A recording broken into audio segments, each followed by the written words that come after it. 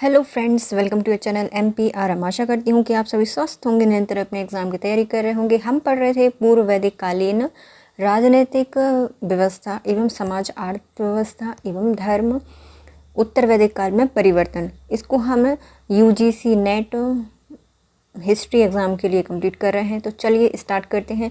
इसके कुछ हम 100 क्वेश्चंस को सॉल्व कर चुके हैं, अब हम उसके आगे पढ़ेंगे। यदि आप हमारे चैनल पर नए हैं, अभी तक चैनल सब्सक्राइब नहीं किया है, तो प्लीज़ यदि आपको वीडियो थोड़ा सा भी यूज़फुल लगता है तो वीडियो को लाइक कीजिए, कमेंट कीजिए, चैनल को सब्सक्राइब कीजिए और अपने प्यारे प्यारे फ्रेंड्स के वीडियो को शेयर कीजिए। हमारा आज का पहला क्वेश्चन है, कौन सा प्राचीन भारतीय सभ्यता रंगीन ग्रे वेयर संस्कृति से पहचानी जाती है? तो रंगीन ग्रे वेयर से जानी जाती है उत्तर वैदिक काल को रंगीन ग्रे वेयर कहा जाता है। उत्तर वैदिक कालीन सभ्यता का प्रमुख केंद्र मध्य प्रदेश है। इसका प्रसार सरस्वती से लेकर गंगा दोआब तक था। चित्रित धूसर मृदभांड इस काल की विशेषता थे, क्योंकि यहाँ के निवासी मिट्टी के चित्रित एवं भूरे रंग के कटोरों थालियों का प्रयोग करते थे। इन स्थानों को पोर्ट्रेट ग्रे वेयर PGW के नाम से जाना गया है। यहाँ की सभ्यता ग्रे वेयर संस्कृति से पहचानी जाती थी।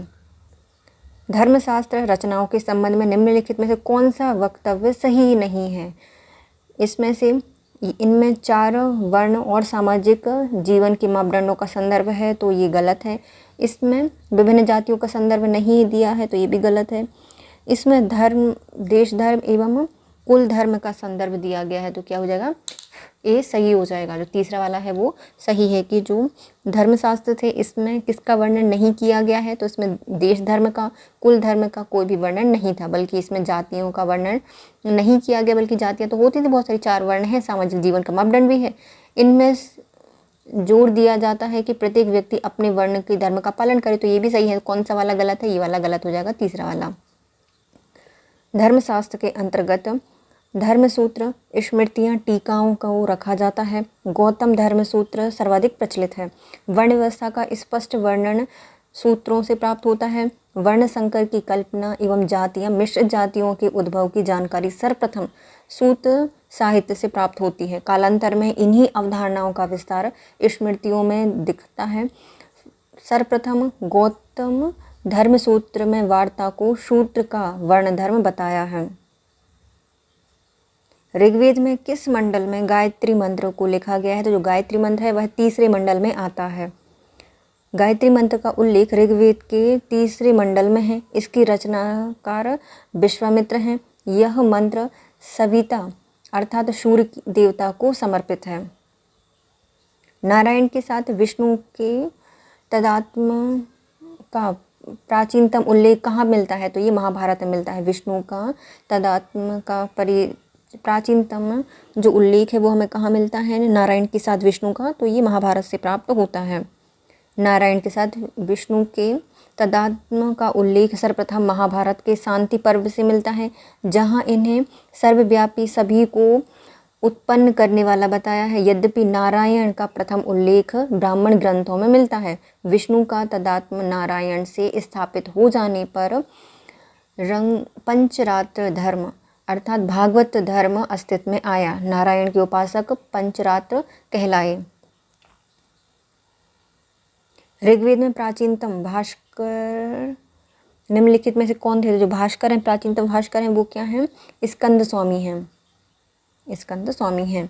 भारतीय साहित्य में सर्वाधिक प्रचलित एवं विश्वसनीय ग्रंथ ऋग्वेद के कई महान साहित्यकारों द्वारा आलोचनात्मक विश्लेषण प्रस्तुत किया गया है। विभिन्न विद्वान स्कंद स्वामी ऋग्वेद के प्रथम भाष्यकार माने गए हैं। ऋग्वेद में नदी स्तुति सूत्र में किन 2 नदियों के बीच वैदिक नदी सरस्वती की स्थिति का बोध किया गया है? तो ये है यमुना और शतुद्री के बीच में सरस्वती की स्थिति का बोध किया गया है। किसमें? नदी स्तुति सूत्र में।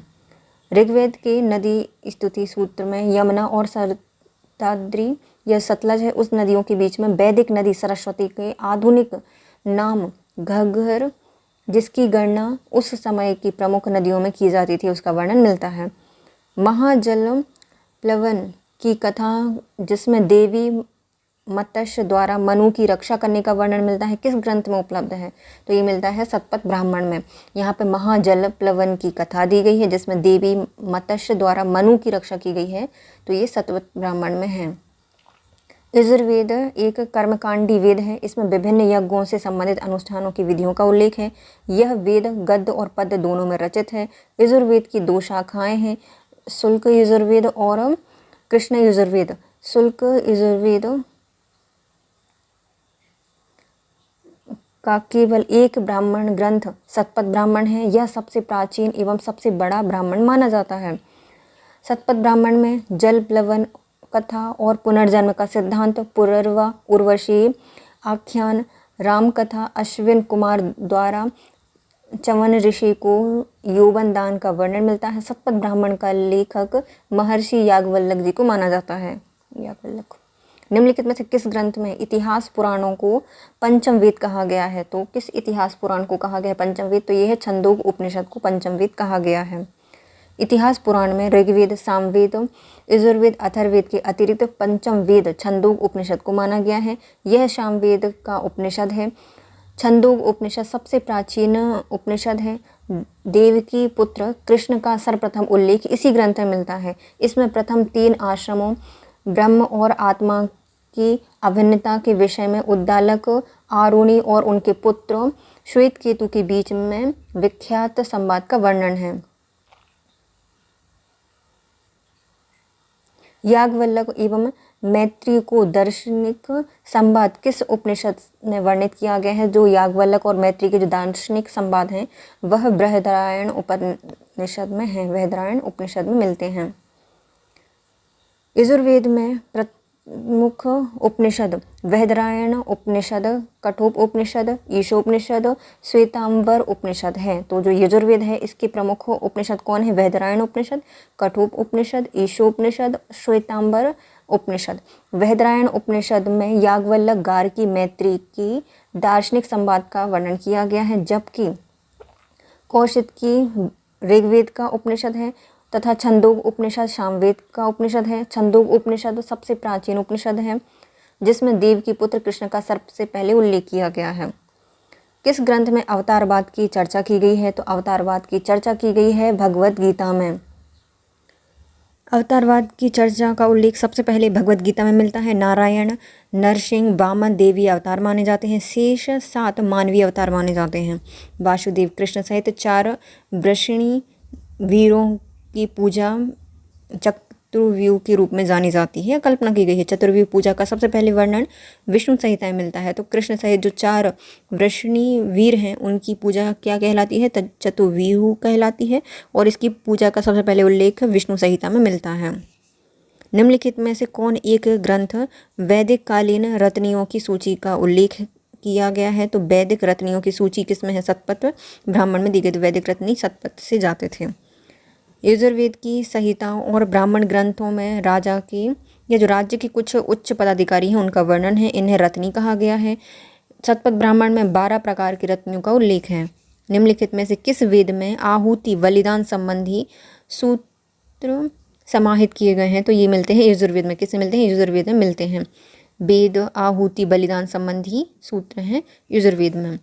यजुर्वेद के अनुसार अथर्वव्यूह याज्ञिक कर्मकांड की विधियों का समुचित रूप से अनुष्ठान करते हैं। यजुर्वेद में याज्ञिक कर्मकांड करते समय आहुति बलिदान दी जाती है। ऋग्वेद में वेद मंत्रों द्वारा देवताओं का आह्वान किया जाता है। सामवेद में उद्गाता वर्ग के पुरोहित पक्ष में साम का गायन किया जाता है। अथर्ववेद में संपूर्ण यज्ञीय प्रक्रियाओं का निरीक्षण किया जाता है और माध्यमिक शिक्षा सेवा केंद्र के द्वारा इसका उत्तर ए माना है। लेकिन कौन सा है? यजुर्वेद में सारे जो याज्ञिक कर्मकांड होते हैं उनकी विधियां अनुष्ठान दिए गए हैं। किसमें? यजुर्वेद के अथर्वव्यूह में। वैदिक काल में निष्क क्या था? तो वैदिक काल में जो निष्क है वह एक मुद्रा थी, आभूषण था। क्या थी? निष्क आभूषण था, फिर वो बाद में जाके मुद्रा बन गया था। वैदिक काल में हिरण्य और सुवर्ण शब्द का प्रयोग सोने के लिए किया जाता था। निष्क सोने का एक आभूषण होता था।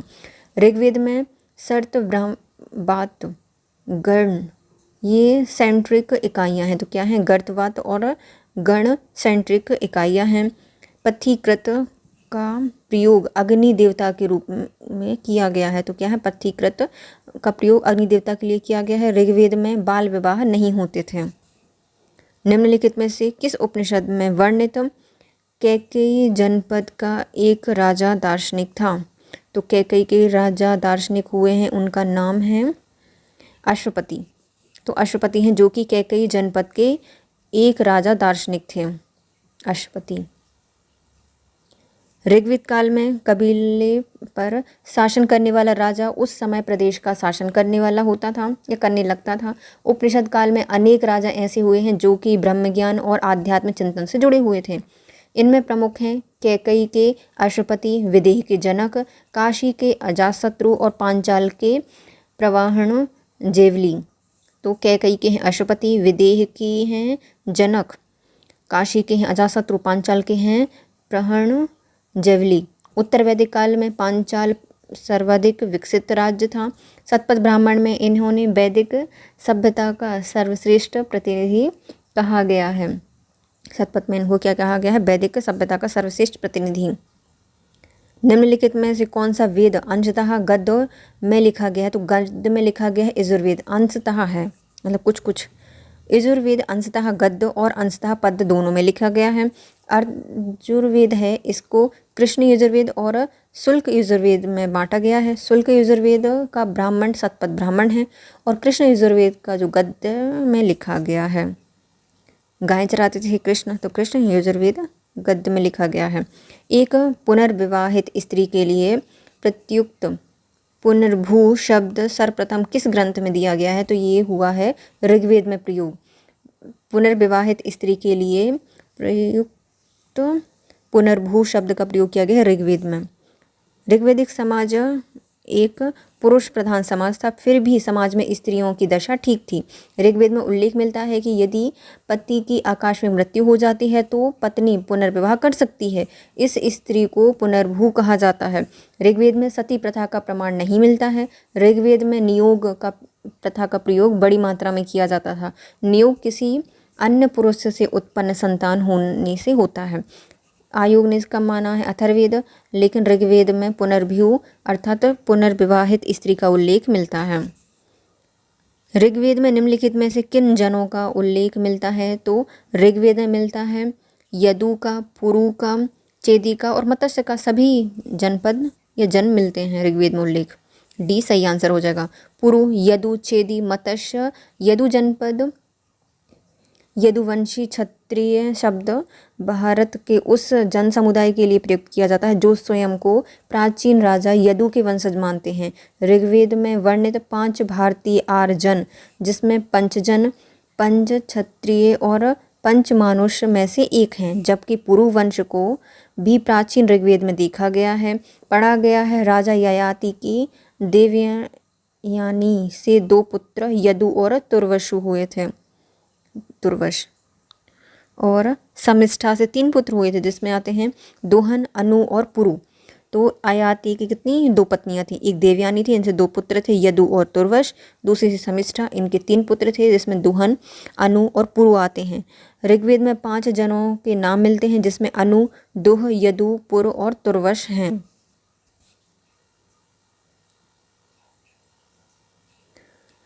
वैदिक काल में राजा के पश्चात महत्वपूर्ण पदाधिकारी कौन था? तो राजा के बाद उनका पदाधिकारी होता था, ये महत्वपूर्ण पद है पुरोहित का। वैदिक काल में प्राचीन भारतीय संस्कृति का एक काल खंड है। इसके दौरान वेदों की रचना हुई थी। सब हड़प्पा सभ्यता के पतन के बाद भारत में कई नई सभ्यताओं का आविर्भाव हुआ था। इस सभ्यता की जानकारी के स्रोत वेद के आधार पर इसे वैदिक सभ्यता कहा गया है। राज अधिकारियों में पुरोहित और सेनानी प्रमुख होते थे। राज्य का प्रशासनिक सहयोग पुरोहित और सेनानी 12 रत्नी करते थे। पुरोहित राजा का प्रमुख परामर्शदाता था। निम्नलिखित में से कौन सा युग्म सही सुमेलित नहीं है? हमें उपनिषद कालीन राजा बताने हैं और उनका राज बताना है कि कहाँ पे थे। अजातशत्रु का संबंध कौन सा सही नहीं है? तो पहले ही गलत हो जाएगा। अश्वपति कैकेयी में आते हैं, जनक विदेह से थे, प्रहण जवाली ये पांचाल से आते हैं, जबकि जो अजातशत्रु हैं इनका संबंध अपने वहाँ से था ना, देखते हैं आंसर। तो पहला गलत है, मगध नहीं है। उत्तर वैदिक काल में ब्रह्मदत्त नामक राजकुल की काशी पर अधिकार था। उस कुल में महान पंडित शासक हुए हैं।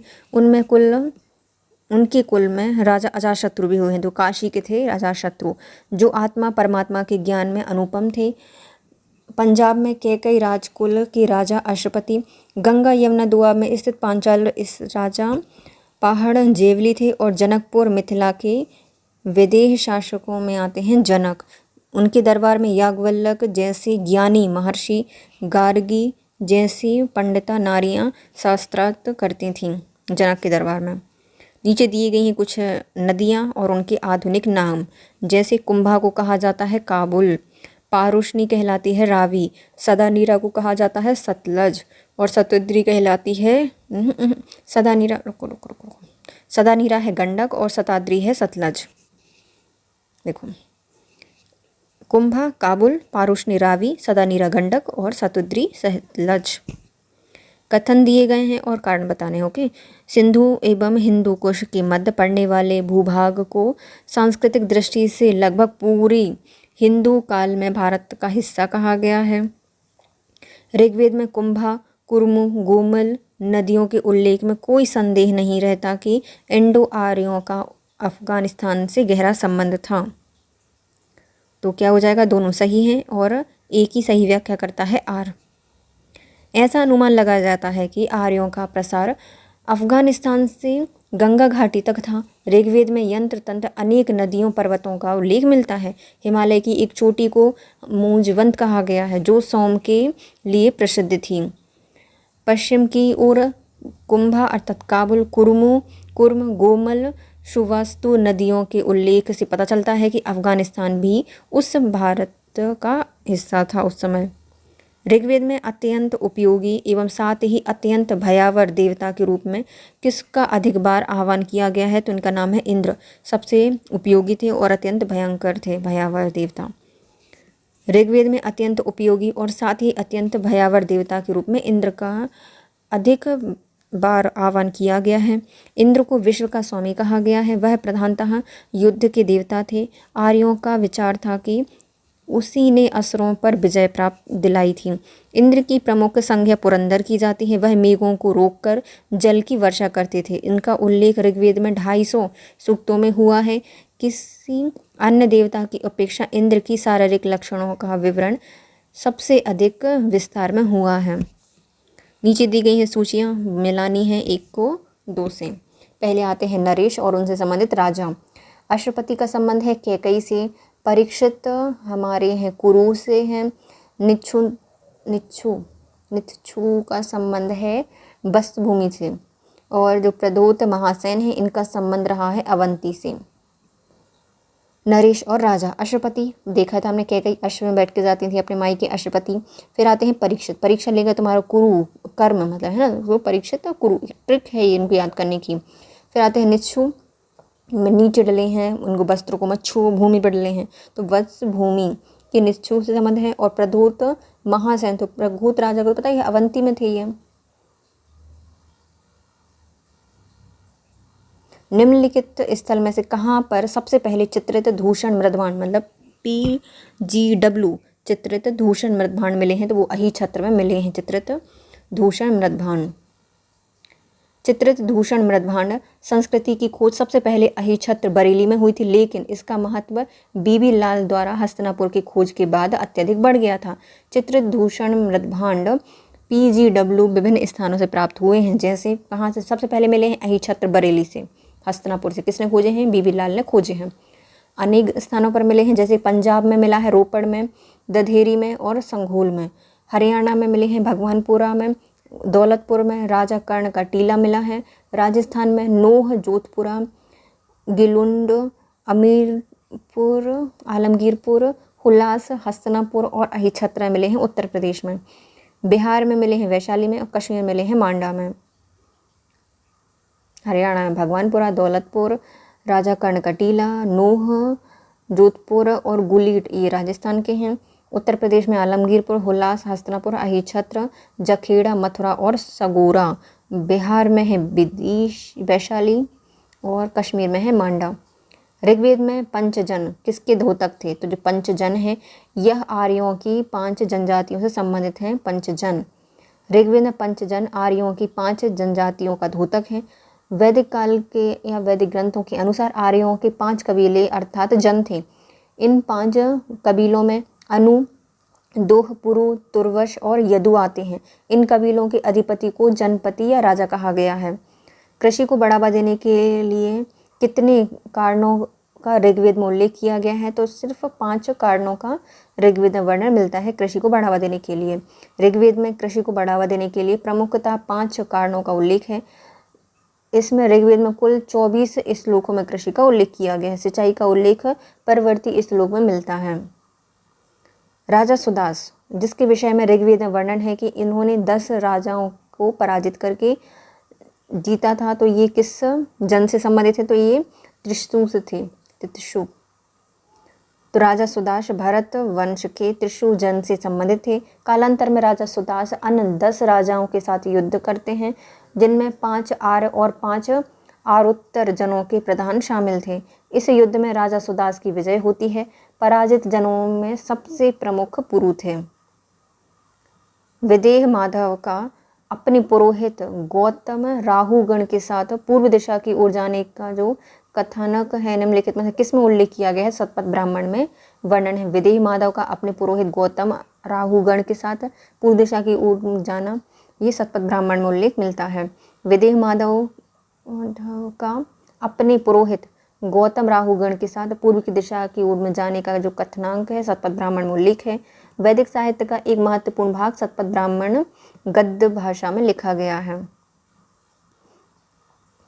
सूची 1 को सूची 2 से मिलाइए, है ना। ऋग्वेद का संबंध किससे है? तो ऋग्वेद सबसे पहले आई थी, अपनी शक्ल दिखाई थी, तो शाकल से है।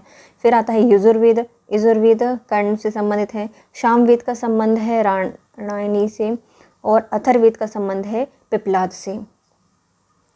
देखो, ऋग्वेद सबसे पहली शक्ल दिखाई तो शाकल हो गए। यजुर्वेद यज्ञ में हम क्या करते हैं? बहुत सारे कर्ण डालते हैं, तो कर्णव आ गया। सामवेद शाम को राणा जी आएंगे तो राणायनी। और अथर्ववेद अर्थ दिखाते हैं, तो हम क्या करते हैं? अपने पापा को सबके शक्ल को देखते हैं, हमें नहीं सीखना, तो पिप्लाद और शौनक ये अथर्ववेद से संबंधित है। उत्तर वैदिक कालीन पांचाल राज का प्रसिद्ध दार्शनिक नरेश कौन है? तो पांचाल राज्य का दार्शनिक नरेश थे प्रहण जवाली। उत्तर वैदिक काल में पांचाल राज के अनेक दार्शनिक अर्थात ब्रह्मण जावली और अरुणी आदि अनेक प्रहण जावली प्रसिद्ध नरेश हैं। उल्लेखनीय है कि उत्तर वैदिक काल का समय 1000 से 600 ईस्वी पूर्व माना जाता है। उत्तर वैदिक काल में विदेह के जनक, कैकई के अश्वपति, काशी के अजातशत्रु आदि अनेक ऐसे राजा थे जो कि ब्रह्म ज्ञान और आध्यात्म चिंतन से जुड़े थे। और जो पांचाल है वहाँ से आते हैं प्रहण जावली और अरुणी। सुदास के विरुद्ध ऋग्वेद में उल्लेखित 10 राजाओं का युद्ध किसके नेतृत्व में लड़ा गया था? तो ये लड़ा गया था जो विश्वामित्र हैं उनके नेतृत्व में। विश्वामित्र प्राचीन भारत के नृपति थे जो कौशिक के नाम से जाने जाते हैं। यह एक महान राजा कुश के पुत्र थे। ऋग्वेद के अनुसार सुदास के विरुद्ध 10 राजाओं का युद्ध विश्वामित्र के नेतृत्व में लड़ा गया था।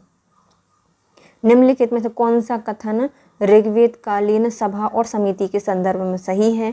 तो ऋग्वेद में सही बताता है कि सभा विशिष्ट वर्ग का प्रतिनिधित्व करती थी, जबकि जो समिति है वह सामान्य वर्ग का प्रतिनिधित्व करती थी। ऋग्वैदिक समिति में मुख्यतः राजनीतिक कार्यों से संबंधित संस्थाएं होती थीं। इन्हें सामान्य जनता का प्रतिनिधित्व होता था। समिति का अध्यक्ष को ईशान कहा गया है। समिति का अध्यक्ष ईशान था, शान से रहता था। सभा धनिकों का श्रेष्ठ जनों की संस्था होती थी। अथर्ववेद में सभा और समिति को प्रजापति की 2 पुत्रियां कहा गया है। पुरोहित में से कौन यज्ञ के संपादन का निरीक्षण करते थे? तो यज्ञ के संपादन का निरीक्षण करते थे ब्रह्मा। वैदिक युग में देवताओं की उपासना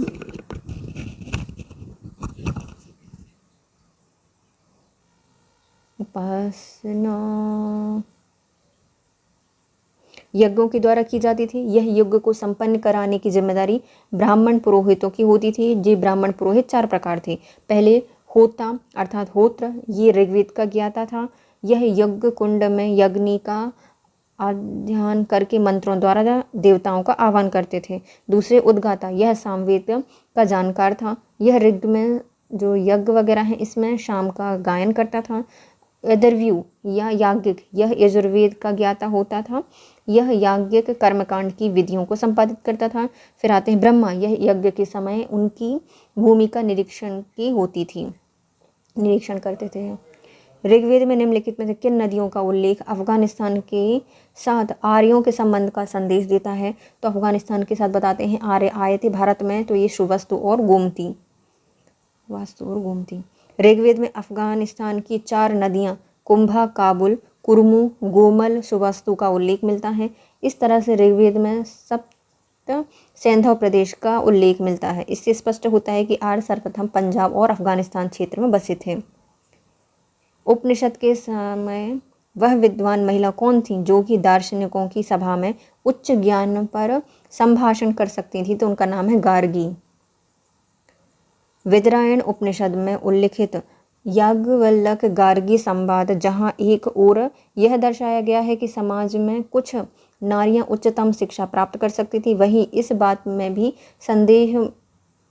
संकेत मिलते हैं कि शायद इनकी भी सीमा थी। एक बार वाद विवाद के दौरान याज्ञवल्क्य ने गार्गी से कहा कि अधिक बहस ना करो, अन्यथा तुम्हारा सिर तोड़ दिया जाएगा। तो मतलब ज़्यादा इनकी सीमा तो थी। भारोपीय भाषा का प्राचीनतम अभिलेखीय प्रमाण मिलता है कहाँ से? तो भारोपीय भाषा का अभिलेख ज्ञान मिलता है हमें इराक के अभिलेख से।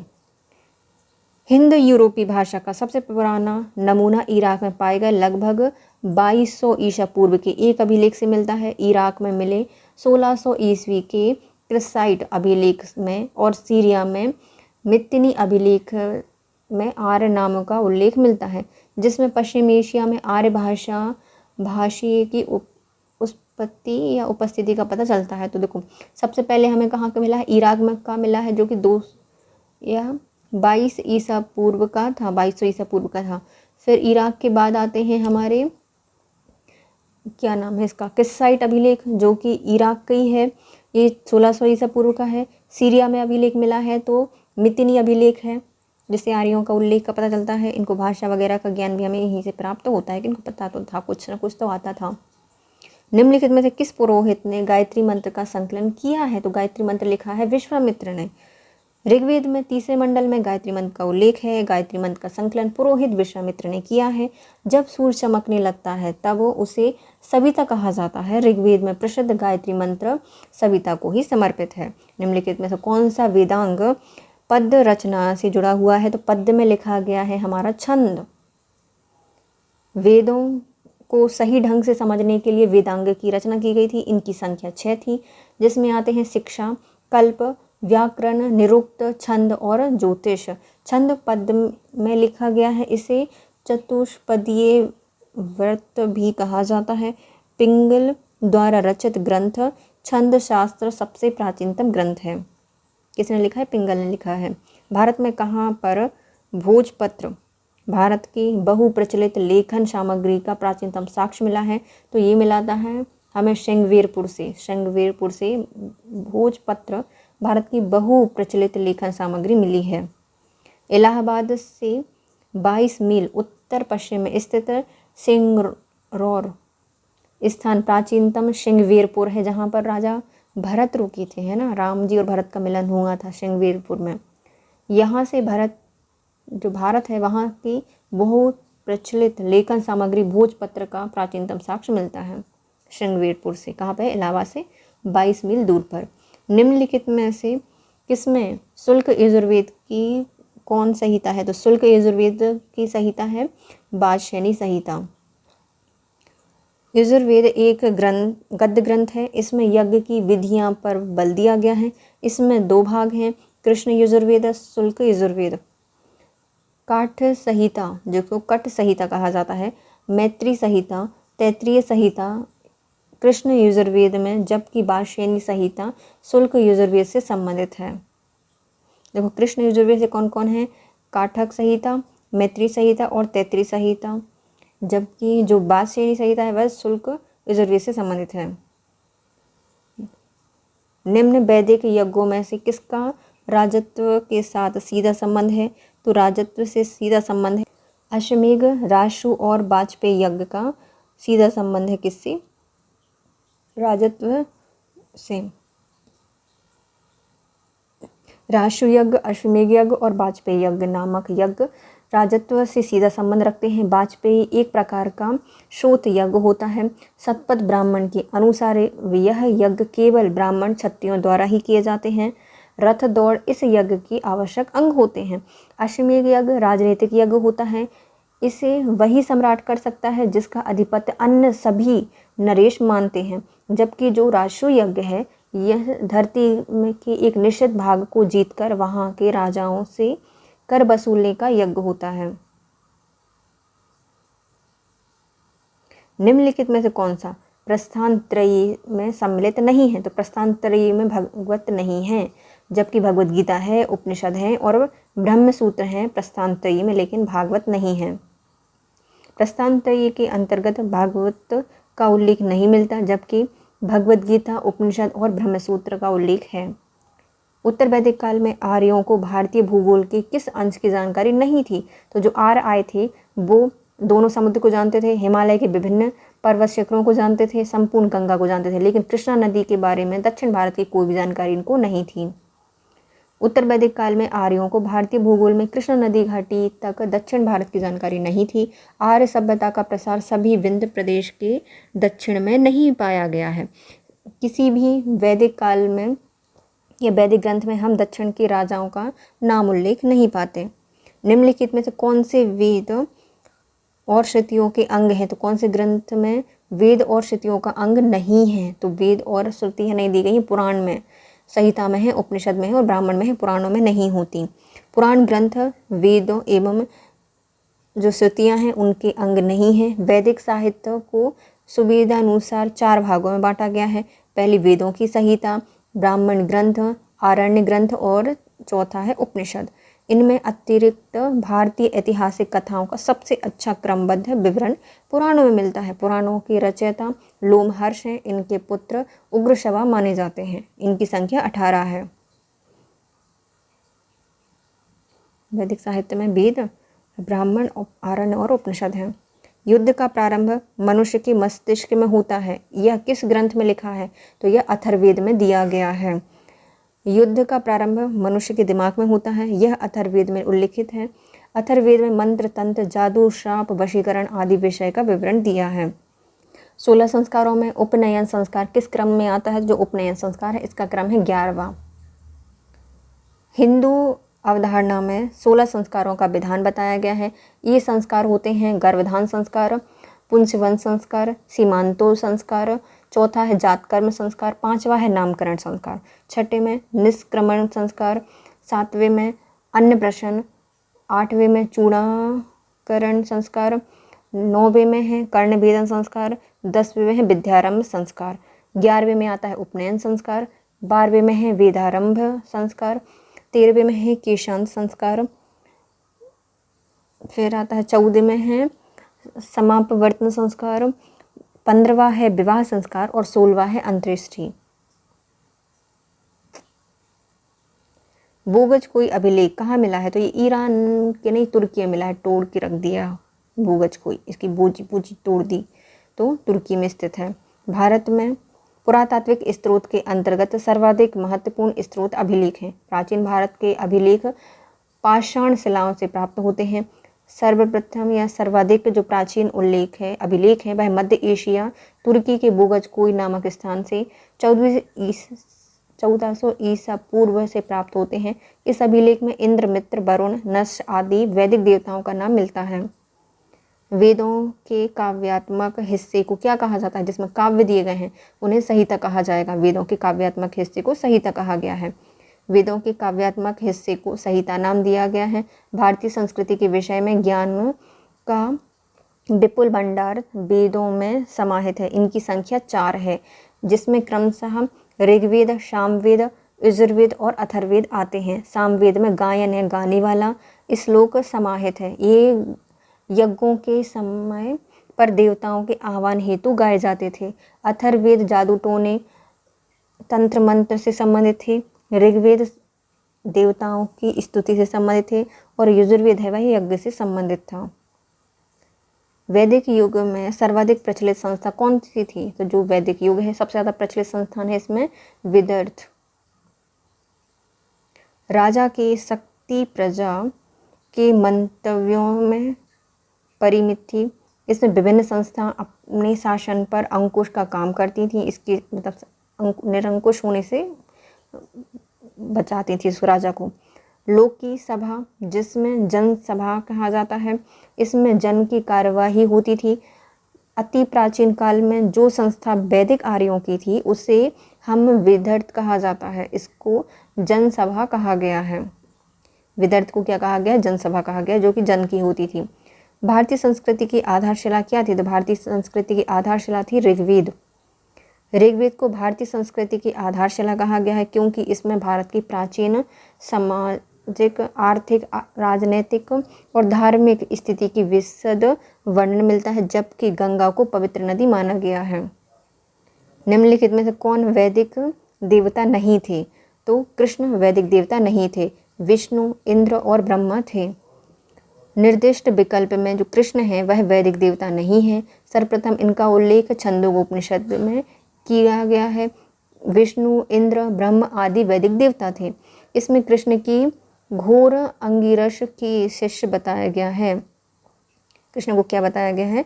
कि ये अंगिरस के शिष्य थे। उपनिषद की विषय वस्तु क्या थी? जो उपनिषद हैं वह दर्शन को देखकर लिखे गए हैं।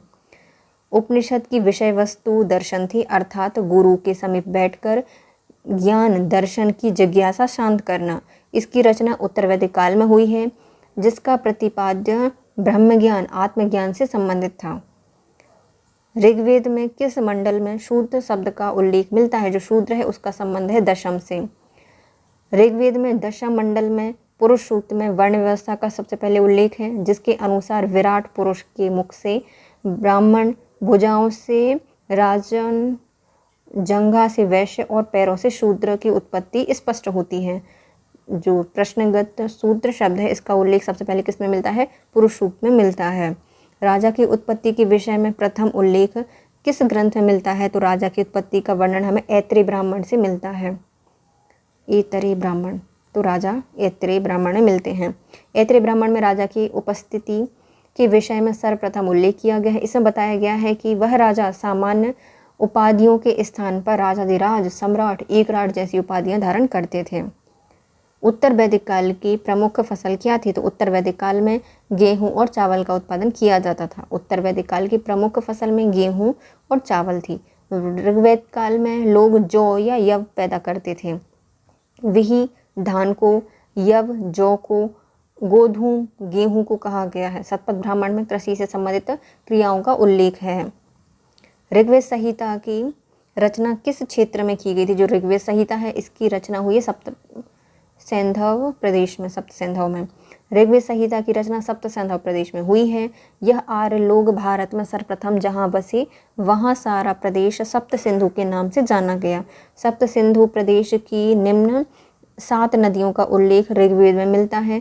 सिंधु, सरस्वती, सतुद्री, सतलज, बिपाशा, ब्यास, पारुष्णी, रावी, वितस्ता, झेलम, अश्कनी को चेनाब कहा गया। इसके अतिरिक्त कतिपय अन्य नदियों का भी उल्लेख मिलता है।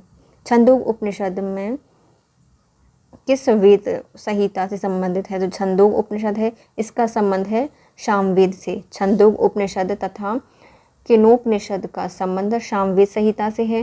प्रश्नोपनिषद, मुंडकोपनिषद और मांडूक्योपनिषद का जो संबंध है वह अथर्ववेद से है। तो अर्थ समझाओ प्रश्न का, मुंड लगा दो तो मुंडी से प्रश्न आते हैं, उसका अर्थ बताना पड़ता है। तो प्रश्नोपनिषद, मुंडकोपनिषद और मांडूक्योपनिषद किससे हैं? अथर्ववेद से हैं। ऐत्रेय ब्राह्मण जो ऐत्रेय उपनिषद है वह किससे है? ऋग्वेद से है।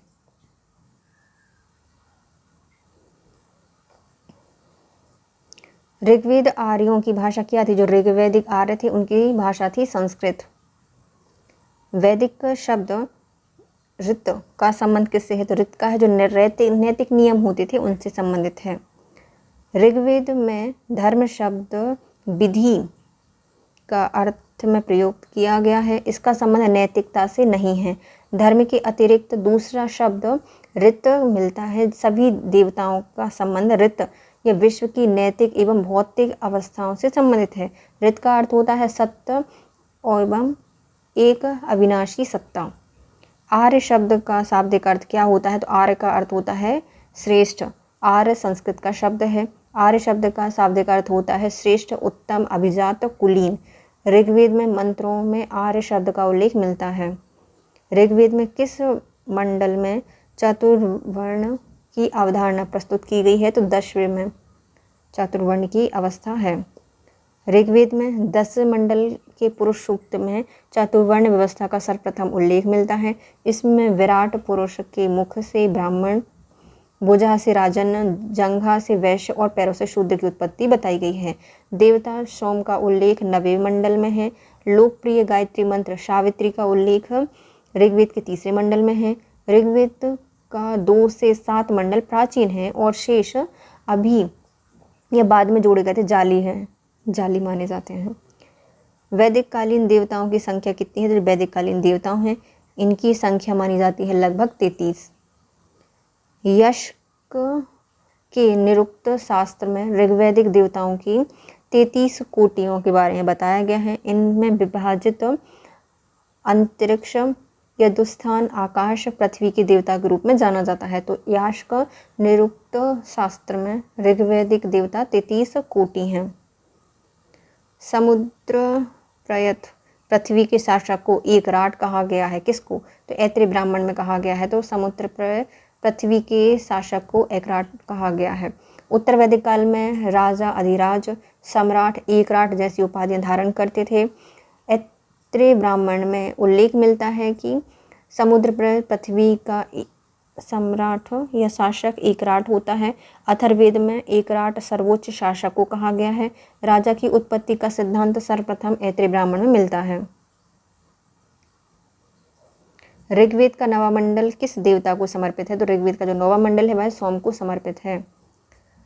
ऋग्वेद का 9वां मंडल सोम को समर्पित है। इसके अतिरिक्त अन्य मंडलों में भी परम सूक्त हैं। इसमें देवता सोम एक वनस्पति होती है जिससे रस को वैदिक आर्य बल और स्फूर्ति प्रदान करने वाला समझते थे। ऋग्वेद में तृतीय मंडल की रचना की थी। तो ऋग्वेद का जो 3रा मंडल है वह विश्वामित्र के द्वारा रचित है। ऋग्वेद में सबसे प्राचीन ग्रंथ माना जाता है, वेद माना जाता है। इसमें 1028 मंत्र हैं जो कि 10 मंडलों में विभाजित हैं।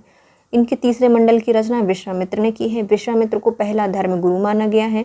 इसी मंडल में गायत्री मंत्र का उल्लेख मिलता है जो सावित्री या सावित्र देव को समर्पित है। सूर्य का एक रूप है जो कि प्रातःकालीन देवी हैं। अयोध्या का सबसे पहले उल्लेख कहाँ मिलता है? तो अयोध्या का सबसे पहले उल्लेख मिलता है अथर्ववेद में। वैदिक कालीन साहित्य में मुख्यतः 3 नगरों का उल्लेख है जिसमें अयोध्या का वर्णन अथर्ववेद में है। इसी ग्रंथ में तक्षक नामक व्यक्ति को वैशाली का निवासी बताया गया है और बिंबिसार को काशी का राजा बताया गया है। काशी वैशाली के हैं, नहीं, काशी के हैं बिंबिसार और वैशाली के हैं तक्षक, और अयोध्या का वर्णन अथर्ववेद में मिलता है। शतपथ ब्राह्मण में विस्तार से वर्णन कीजिए शतपथ ब्राह्मण का। तो ये धार्मिक कर्मकांडों से संबंधित था। शतपथ ब्राह्मण यजुर्वेद की शाखा शुल्क यजुर्वेद ब्राह्मण से है जिसमें धार्मिक कर्मकांडों का विशद वर्णन किया गया है। यह एक ब्राह्मण ग्रंथ है।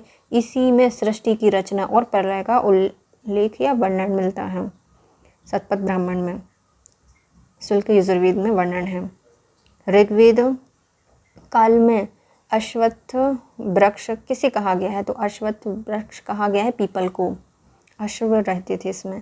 ऋग्वैदिक काल में अश्वत्थ वृक्ष पीपल के वृक्ष को कहा गया है। यह एक पवित्र वृक्ष था। परवर्ती काल में गीता के एक श्लोक में भगवान कृष्ण ने अर्जुन को उपदेश देते हुए कहा था कि अर्जुन, वृक्षों में पवित्र अश्वत्थ पीपल है जो इसके वैदिक कालीन पवित्रता का प्रमाण है।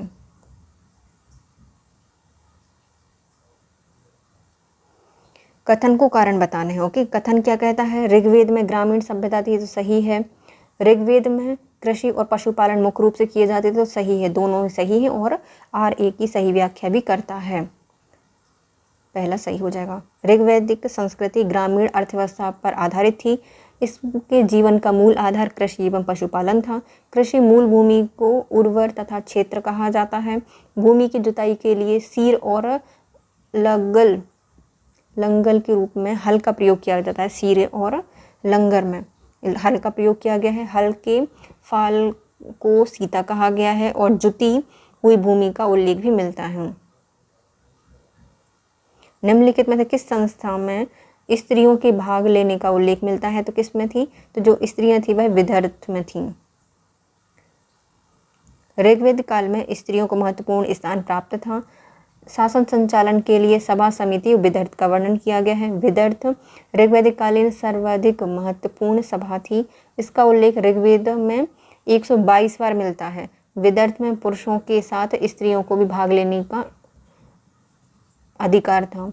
शतपथ ब्राह्मण में स्त्रियों को अर्धांगिनी कहा गया है और उत्तर वैदिक काल में स्त्रियों को सभा एवं विदर्भ में भाग लेने से रोका गया है। जिसमें उत्तर वैदिक काल में रोक दिया गया था। उत्तर वैदिक कालीन किस विचारक ने वेदों की महिमा का खंडन किया है? तो ये हो जाएंगे कोट्स के द्वारा इन्होंने काट दिया ना, वेदों की महिमा को काट दी, खंडन कर दी कोट्स हिंदू मान्यताओं एवं पौराणिक महाकाव्य महाभारत के अनुसार प्राचीन काल में एक उल्लेखित ऋषि थे जो कि भागीरथ की बेटी कलम के पति हैं। कोट्स ने वेदों की महिमा का खंडन किया था। ऋग्वेद में कौन से वैदिक देवता सहस्त्र स्तंभों वाले खंभे या भवन में निवास करते हुए वर्णित किए गए हैं? तो मित्र एवं वरुण। तो ऐसे कौन से वैदिक देवता हैं जो कि सहस्त्र स्तंभों वाले भवन पर निवास करते थे? मित्र और वरुण, मित्र या वरुण। ऋग्वेद में मित्र या वरुण देवता सहस्त्र स्तंभों वाले भवन में निवास करते हुए वर्णित किए गए हैं। वरुण को ऋषत गोपा कहा गया है। तो वरुण को क्या कहा गया है? ऋषत गोपा कहा गया है, जिसको प्राकृतिक घटनाक्रम का संयोजक बताया गया है। भारत में आगमन के बाद आर्यों ने सर्वप्रथम अपना निवास स्थान बताया था सप्त सिंधु को।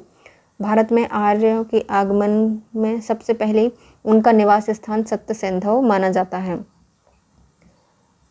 यजुर्वेद में मंत्रों से देवताओं का आह्वान करने वाले को क्या कहा गया है? तो याज्ञिक कहा जाता है। याज्ञिक क्या होता था? जो कि देवताओं को आह्वान करते थे यजुर्वेद में मंत्रों का। यजुर्वेद में अथर्वयु याज्ञिक कर्मकांडों की विधियों का समुचित रूप से अनुष्ठान करते थे। ऋग्वेद के पुरोहित होता, सामवेद के पुरोहित उद्गाता और अथर्ववेद के पुरोहित ब्रह्म होते थे। वेदों में दवाओं का विवरण किस में दिया गया है? तो किस वेद में दवाएं हैं? तो ये है अथर्ववेद में दवाएं दी गई हैं। अथर्ववेद में रोग निवारण औषधि, तंत्र मंत्र, जादू टोना, श्राप, वशीकरण, आशीर्वाद, राजकर्म, मातृभूमि महत्व के संबंध में मंत्रों का विवरण मिलता है। ऋग्वेद काल में निम्नलिखित में से कौन सी प्रथा प्रचलित नहीं थी? तो ऋग्वेद में दहेज प्रथा, विधवा विवाह बहुमूल्य था, लेकिन बाल विवाह नहीं होते थे ऋग्वेद में। ऋग्वेद में बाल विवाह की प्रथा प्रचलन में नहीं थी और अंतर्जातीय विवाह भी होते थे। निम्नलिखित में से कौन सा ग्रंथ भारतीय गणित का प्राचीनतम साक्ष्य है? तो गणित का प्राचीनतम साक्ष्य है शुल्ब यजुर्वेद। सॉल्व करो, शुल्ब यजुर्वेद है। शुल्ब सूत्र नामक ग्रंथ भारतीय गणित का प्राचीनतम साक्ष्य है। इसका अर्थ नापने की डोरी, जिसमें यज्ञ वेदिकों को नापा जाता था, इसके स्थान का और उनके स्थान का चयन किया जाता था। शुल्ब सूत्र में क्या, जो यज्ञ वेदी है उनको डोरी से नापा जाता था। शतपथ ब्राह्मण किस वेद से संबंधित है? जो शतपथ ब्राह्मण है इसका संबंध है यजुर्वेद से। शतपथ ब्राह्मण यजुर्वेद से संबंधित है। शतपथ ब्राह्मण में गांधार, कौशल, पांचाल, विदेह, कुरु, कैकई और शल्क ये आदि राजाओं का वर्णन मिलता है, मतलब वर्णन मिलता है। किन किन का? कौशल का, गांधार का, पांचाल का, विदेह का, कुरु का, कैकई का, शल्क का आदि राजाओं का उल्लेख मिलता है हमें शतपथ ब्राह्मण में, जो कि यजुर्वेद से संबंधित है। यहाँ पर ये दिए गए हैं, देखिए सूची 1 से सूची 2 को मिलानी है। देखो यहाँ देखते हैं। ऋग्वेद की कौन है? होते हैं। यजुर्वेद का संबंध है अथर्ववेद से। अथर्वयु से, है ना। और सामवेद में आते हैं उद्गाता और अथर्ववेद में आते हैं ब्रह्मा। ऋग्वेद के हैं होता, यजुर्वेद के हैं अथर्वयु, सामवेद के हैं उद्गाता और अथर्ववेद के संबंधित हैं ब्रह्मा से। कौशिकी ब्राह्मण अधोलिखित किस संहिता का वर्णन ग्रंथ है? जो कौशिकीय है वह है ऋग्वेद से। सभी वेदों के अलग अलग ब्राह्मण ग्रंथ हैं।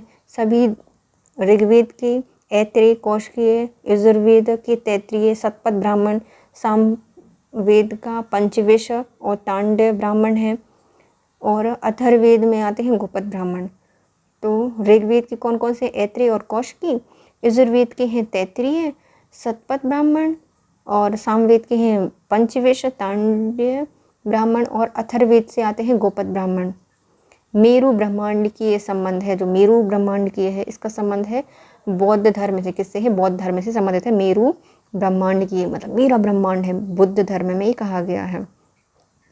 मेरु ब्रह्मांड की का संबंध बुद्ध धर्म की महायान शाखा से है, जिसमें बुद्ध एवं बोधिसत्व के सिद्धांत को केंद्र बिंदु माना गया है और संपूर्ण विश्व को एक सूत्र में बांधने का प्रयास किया गया है। पारंपरिक रूप से महान दया से प्रेरित, बोधिचित्त जनित, सभी संवेदनशील प्राणियों के लाभ के लिए सहज इच्छा से बोधित्व प्राप्त करने वाले को ही बोधित्व कहा जाता है, बोधिसत्व कहा जाता है। तो ये क्या है? ये क्या करते हैं कि एक ऐसा व्यक्ति जो कि बोध और बोधित्व के सिद्धांत को केंद्र बिंदु मानता हो, संपूर्ण विश्व को एक सूत्र में बांधने का प्रयास करता हो, उनमें महान दया से प्रेरित हो, बोधिचित्त जनित हो, सभी संवेदनशील प्राणियों के लाभ के लिए सहज इच्छा से बोधित्व प्राप्त करने वाला ही बोधिसत्व को माना जाता है, या बोधिसत्व को मान सकता है, माना जा सकता है। ऋग्वेद में घोड़ों की कितने व्यवहार उल्लेख किया गया है? तो ऑप्शन में ऑप्शन ही नहीं है। तो आर्य के प्रारंभिक जीवन में कृषि की उपेक्षा पशुपालन का अधिक महत्व था। पशुओं में भी गाय सबसे ज़्यादा महत्वपूर्ण थी। ऋग्वेद में गौ और वृषभ पद का प्रयोग गाय का 176 बार और वृषभ का 170 बार प्रयुक्त किया गया है। अश्व आंशिक आर्यों द्वारा पाला जाने वाला दूसरा महत्वपूर्ण पशु था। ऋग्वेद में 2 विस्तृत स्त्रोतों में अश्व की प्रशंसा की गई है। ऐसा प्रतीत होता है कि ऋग्वैदिक पालतू या जो पशुपालक हैं वो अश्वरोही पर कबीले के प्रधान की प्रभुता बनी रहती होगी। ऋग्वेद में अश्व और उनके प्राय का प्रयोग सिर्फ 215 बार किया गया है, जो कि ऑप्शन में था ही नहीं। 215 उल्लेख है। वेदों को क्या कहा गया है? तो वेदों को कहा गया है ध्वनि उच्चारण। वेदों को ध्वनि उच्चारण कहा गया है। भारतीय परंपरा में वेदों को अपौरुषीय बताया गया है, जिसे श्रुति कहा जाता है। सर्वप्रथम किस ग्रंथ में हिरण्यकार शब्द का प्रयोग है? तो ये मिलता है अपन को यजुर्वेद में। आज यज्ञ में हिरण्यकार आएगा, तो हिरण्यकार का संबंध है यजुर्वेद से। यजुर्वेद 2 भाग में है, एक शुल्क यजुर्वेद और दूसरा है शुल्क यजुर्वेद और दूसरे है कृष्ण यजुर्वेद। शुल्क में वाजसेनी संहिता आती है और इसमें ही हिरण्यकार शब्द का प्रयोग किया गया है। उत्तर वैदिक काल में रत्नी की संख्या 12 बताई गई है। 12 राजाओं को लेकर इनकी संख्या बताई गई थी। उत्तर वैदिक काल में रत्नी का उल्लेख मिलता है। यजुर्वेद में संहिता एवं ब्राह्मण ग्रंथों में राजा के कुछ उच्च पदाधिकारियों का उल्लेख मिलता है। इन्हें रत्नी कहा गया है। ये राज्य परिषद के सदस्य थे, जिनकी संख्या 11 से 12 होती थी। ये राज्य के सहायक थे। ऋग्वेद आर्यों ने किस अन्न से परिचित थे? तो वह जौ को जानते थे भैया ऋग्वेद वाले। तो गेहूँ चावल ये उत्तर वैदिक काल में आया है। आर्य शाकाहारी मांसाहारी दोनों भोजन करते थे। भोजन में दूध, दही, खीर, पनीर आदि खाते थे। इनके अतिरिक्त ये जौ के सत्तू को दही में मिलाकर करम्भ नामक खाद्य पदार्थ खाते थे। जौ के सत्तू को 10 राजाओं के युद्ध में भरतों का पुरोहित कौन था? जो भरत थे उनके पुरोहित थे वशिष्ठ ऋषि। ऋग्वेद में 10वें मंडल में 10 राजाओं के युद्ध का वर्णन मिलता है, जिसका नेतृत्व विश्वामित्र ने किया था, जबकि जो भरत हैं उनके राजा सुदास थे, इनके पुरोहित वशिष्ठ थे।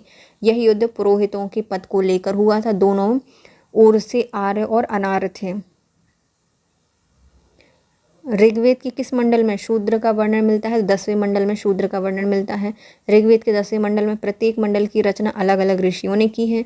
10वें मंडल में पहले मंडल की रचना सबसे बाद में हुई है। 10वें मंडल में ही ये जो 4 वर्ण व्यवस्था में शूद्र का उल्लेख है। चौथे वर्ण में ऋग्वैदिक काल में किसको जल देवता माना गया? तो जल के देवता थे वरुण। वैदिक काल में देवताओं की आराधना भौतिक सुखों के लिए की जाती थी। इंद्र की पूजा सर्वप्रथम की गई है और महत्वपूर्ण देवताओं में इंद्र को वर्षा का देवता माना गया है, जबकि वरुण को जल निधि का देवता माना गया है। इन्हें ऋतश गोपा कहा गया है। तो ऋतश गोपा कहा गया है कि इनको जल निधि के देवता वरुण को। प्राचीन भारत में जो विधवा पुनर्विवाह कर लेती थी उन्हें कहा गया है पुनर्भू। प्राचीन काल में जो विधवा पुनर्विवाह करती थी उन्हें पुनर्भू कहा गया है। वेदों को क्या कहा गया है? तो वेदों को कहा जाता है श्रुति। ऋग्वैदिक काल में ऋग्वेद की रचना आर्यों ने की थी। उत्तर वैदिक काल में यजुर्वेद, सामवेद और अथर्ववेद की रचना की गई है। इन वेदों को श्रुति भी कहा गया है। बाल खिल्ल का संबंध किस वेद से है? तो जो बाल खिल्ल है इसका संबंध है ऋग्वेद से। ऋग्वेद सबसे प्राचीन वेद है। इसमें 10 मंडल दिए गए हैं और 1028 सूक्त हैं। बाल खिल्ल का संबंध ऋग्वेद से है। ऋग्वेद की रचना आर्यों ने वैदिक काल में 1500 ईसा पूर्व से 1000 ईसा पूर्व में की है।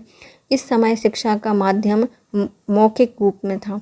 वेदों को याद किया जाता था। इनमें 11 सूक्त हैं। ऋग्वेद में 8वें मंडल का उल्लेख किया गया है।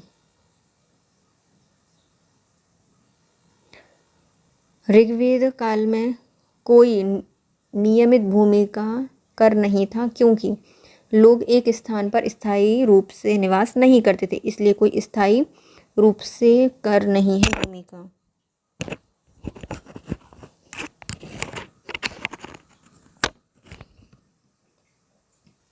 ऋग्वैदिक काल में कोई नियमित भूमिका नहीं था, क्योंकि लोग एक स्थान पर स्थायी जीवन नहीं व्यतीत करते थे। इस प्रकार ऋग्वेद आर्यों का प्रारंभिक जीवन अस्थायी था। उनके जीवन में कृषि की उपेक्षा पशुपालन को अधिक महत्व दिया गया है। ऋग्वैदिक काल में भूमि निजी संपत्ति नहीं होती थी, अपितु वह एक सामूहिक अधिकार था। निम्नलिखित में से कौन वेदांग का हिस्सा नहीं है? तो वेदांग के हिस्सा नहीं आते आगम, जबकि कल्प, ज्योतिष और निरुक्त वेदांग होते हैं, आगम नहीं है। वेदांगों की संख्या 6 है, जिसमें शिक्षा, कल्प, व्याकरण, निरुक्त, छंद और ज्योतिष थे। आगम वेदांग का हिस्सा नहीं है। इन वेदांगों की तुलना विभिन्न प्रकार से की गई है। वर्तिक की रचना कात्यायन ने की है और यह एक व्याकरण की पुस्तक है। निम्नलिखित में से वैदिक साहित्य में कौन सम्मिलित नहीं है? तो वैदिक साहित्य में आते हैं हमारे संहिता, आरण्य और उपनिषद, लेकिन स्मृतियाँ इसमें नहीं आती। वैदिक साहित्य के अंतर्गत 4 वेद हैं, जिन्हें संहिता कहा गया है। ब्राह्मण ग्रंथ, आरण्य को, उपनिषदों का स्थान है। इनके बाद स्मृतियों की रचना की गई थी। मनु स्मृति सबसे प्राचीन और प्रमाणिक मानी जाती है।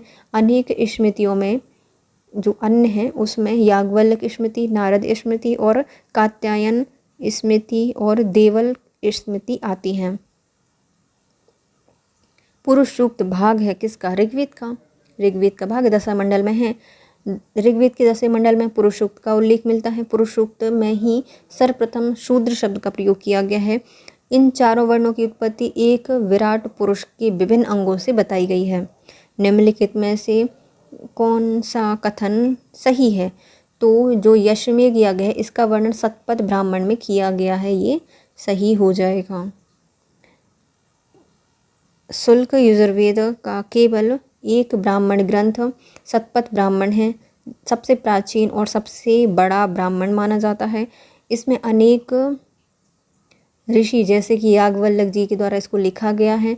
शतपथ ब्राह्मण में जल प्लवन कथा है, पुनर्जन्म का सिद्धांत है, पुरर्वा उर्वशी का आख्यान है और अश्वमेध यज्ञ का वर्णन किया गया है।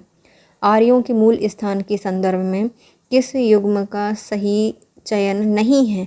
तो आर्यों का संबंध जो मैक्स मूलर ने है, इनने कहा था मध्य एशिया से आए हैं। बिनफे ने कहा था कृष्ण सागर से आए हैं। AC दास के द्वारा कहा था सप्त सिंधु से आए हैं। लेकिन P गाइल्स के द्वारा कहा गया था आर्किटिक से, एक गलत है। आर्किटिक को अपन बताया था किसने, तिलक जी के द्वारा बताया था आर्किटिक से, तो ये डी गलत हो जाएगा। कतिपय पुरातत्वीय एवं भाषा शास्त्रीय सामग्रियों के आधार पर मेयर पीक गार्डन चाइल्ड ने दक्षिण रूस को आर्यों का मूल निवास स्थान स्वीकार किया है। दक्षिण रूस में किए गए उत्खनन से लगभग इसी प्रकार की सामग्री या संस्कृति के अवशेष मिलते हैं जो आर्यों के समय में थी। यहाँ की खुदाई से अश्व का अवशेष मिलता है जो आर्यों का प्रिय पशु था। पुरुष सूक्त ऋग्वेद के किस मंडल में है, तो ये 10वें मंडल में है। पुरुष सूक्त ऋग्वेद के 10वें मंडल में है। पहली बार ब्राह्मण, क्षत्रिय, वैश्य और शूद्र का उल्लेख इसमें किया गया है। चतुर्वर्णीय व्यवस्था का सबसे प्राचीन उल्लेख माना गया है। इसके अनुसार आदि पुरुष के मुख से ब्राह्मण, ब्रह्मा के, और भुजाओं से क्षत्रिय, जंघा से वैश्य और पैरों से शूद्र की उत्पत्ति हुई है। निम्नलिखित में से किससे सोम यज्ञ माना गया है, तो सोम यज्ञ के लिए जाने जाते हैं अग्निष्टोम सोम यज्ञ हैं। अग्निष्टोम यज्ञ को सोम यज्ञ माना जाता है। इस यज्ञ में अग्नि को बलि दी जाती है। दोपहर और शाम को सोम प्रिया जाता है। सोम और सुरा आर्यों के प्रमुख पेय होते हैं। सोम अपनी मादकता के लिए प्रख्यात है। इसमें मूजवंत पर्वत से प्राप्त किया जाता है। यज्ञों के अवसर पर सोम रस प्राप्त करने और देवताओं को पीने के लिए इसे समर्पित करने की प्रथा थी। इसका पान करने से शरीर में उत्साह भर जाता है और मन में मोहक मस्ती छा जाती है। ऋग्वेद में 9वें मंडल में सोम की संस्तुति में कई सूत्र लिखे गए हैं। एक स्थान पर कर्णव ऋषि ने दावा किया है कि सोम रस पीने के बाद उन्होंने अमरत्व प्राप्त कर लिया था और देवताओं को जान लिया था। ऋग्वेद में सुरा के दुष्परिणामों का भी उल्लेख किया गया है। बताया जाता है कि लोग इसे पीकर दुर्मद हो जाते हैं और सभा समितियों में लड़ने झगड़ने लगते हैं। किसी यज्ञ में 25 यूपों के प्रकारों का विधान है, तो 25 यूपों नहीं होगा यार, यज्ञ होगा। यूपों का वर्णन दिया गया 25 यूपों का है, तो यूपी में जाएंगे। पुरुष मेध में दिया गया है 25 यूपों का विधान। अश्वमेध में 25 यूपों का प्रयोग का विधान किया गया है, जबकि वाजपेयी यज्ञ में 21 हैं। अश्वमेध यज्ञ में 16 यूपों का विधान दिया गया है, तो पुरुष सूक्त में 25 हैं। पुरुष 25 के बाद होता है वाजपेयी यज्ञ, मतलब बाज की आंखें आ जाती हैं 21 साल में। अश्वमेध यश्व पर बैठने लगता है, अश्व बैठने लगता है 16 साल की उम्र में, तो 16 यूपों का विधान है। पुरुष मेघ में 25 यूपे हैं। वाजपेयी यज्ञ में 21 और अश्वमेध यज्ञ में 16 यूपों का विधान है। इस युग में महत्वपूर्ण यज्ञ जैसे कि अश्वमेध, वाजपेयी, राजसूय यज्ञ थे। इसका विस्तृत वर्णन करने से पता चलता है कि मूलतः इसका उद्देश्य कृषि उत्पादन को बढ़ावा देना है। वाजपेयी तो खाद्य एवं पान से संबंधित था, साथ ही अश्वमेध और राजसूय भी, जो कि तथाकथित राजनीतिक शक्तियों के द्योतक माने जाते हैं। ऐसे अनेक रीति रिवाज एवं प्रतीक थी। वाजपेयी यज्ञ में ऐसी कृतियाँ या क्रियाओं के संबंध में भी बृहदारण्यक उपनिषद और वाजसेनी संहिता में महत्वपूर्ण उल्लेख है। ऋग्वेद में निम्नलिखित देवताओं में से किसके लिए वर्णन है कि इसका रथ बकरे खींचते थे, तो ऐसे राजा जिनका रथ मतलब देवता जिनका रथ कौन खींचते थे, बकरे खींचते थे, तो ये हो जाएंगे हमारे पूषण। ऋग्वैदिक आर्यों का सामाजिक एवं आर्थिक जीवन जितना ही सरल है, धार्मिक जीवन उतना ही जटिल था। यहाँ हमें प्रारंभ में बहुदेववाद के दर्शन मिलते हैं। आर्यों के प्रधान देवता प्राकृतिक शक्तियों के प्रतिनिधि थे। इनका मानवीकरण किया गया था। ऋग्वैदिक देवताओं का वर्णन 3 भागों में मिलता है। पहले आते हैं अग्नि, मतलब पृथ्वी के देवता। पृथ्वी से देखते हैं पृथ्वी देवता, जिसमें आते हैं पृथ्वी, अग्नि, सोम, बृहस्पति और नदी के देवता। फिर आते हैं अंतरिक्ष के देवता। इसमें इंद्र, रुद्र, वायु, वात, पुर्जन, आप, मात, ऋषवन, अदिति आदि आते हैं। फिर आते हैं आकाश के देवता। इसमें आते हैं घोष, वरुण, मित्र, शूर, सवित्र, पूषण, विष्णु, आदित्य, उषा अश्विन ये किसके हैं, आकाश के देवता हैं। तो पृथ्वी के आते हैं पृथ्वी, अग्नि, सोम, बृहस्पति नदी के देवता। अंतरिक्ष में आते हैं इंद्र, रुद्र, वायु, बात, पुर्जन, आपह, मात, ऋषवन, अदिति। फिर आकाश के देवता में आते हैं घोष, वरुण, मित्र, सूर्य, सावित्र, पूषण, विष्णु, आदित्य, उषा, अश्विन। ऋग्वेदिक देवता प्रधानतः पुरुष देवता थे। कभी कभी देवताओं की कल्पना पशु रूप में भी की जाती थी, जैसे इंद्र या घोष को वृषभ और सूर्य को अश्व के रूप में देखा गया है। तो इंद्र को क्या कहा गया है, वृषभ में देखा गया, और सूर्य को अश्व के रूप में कल्पित किया गया है। परंतु इससे ऐसा समझ लेना कि ऋग्वेदिक आर्य पशुओं की भी पूजा करते थे, समीचीन नहीं होगा।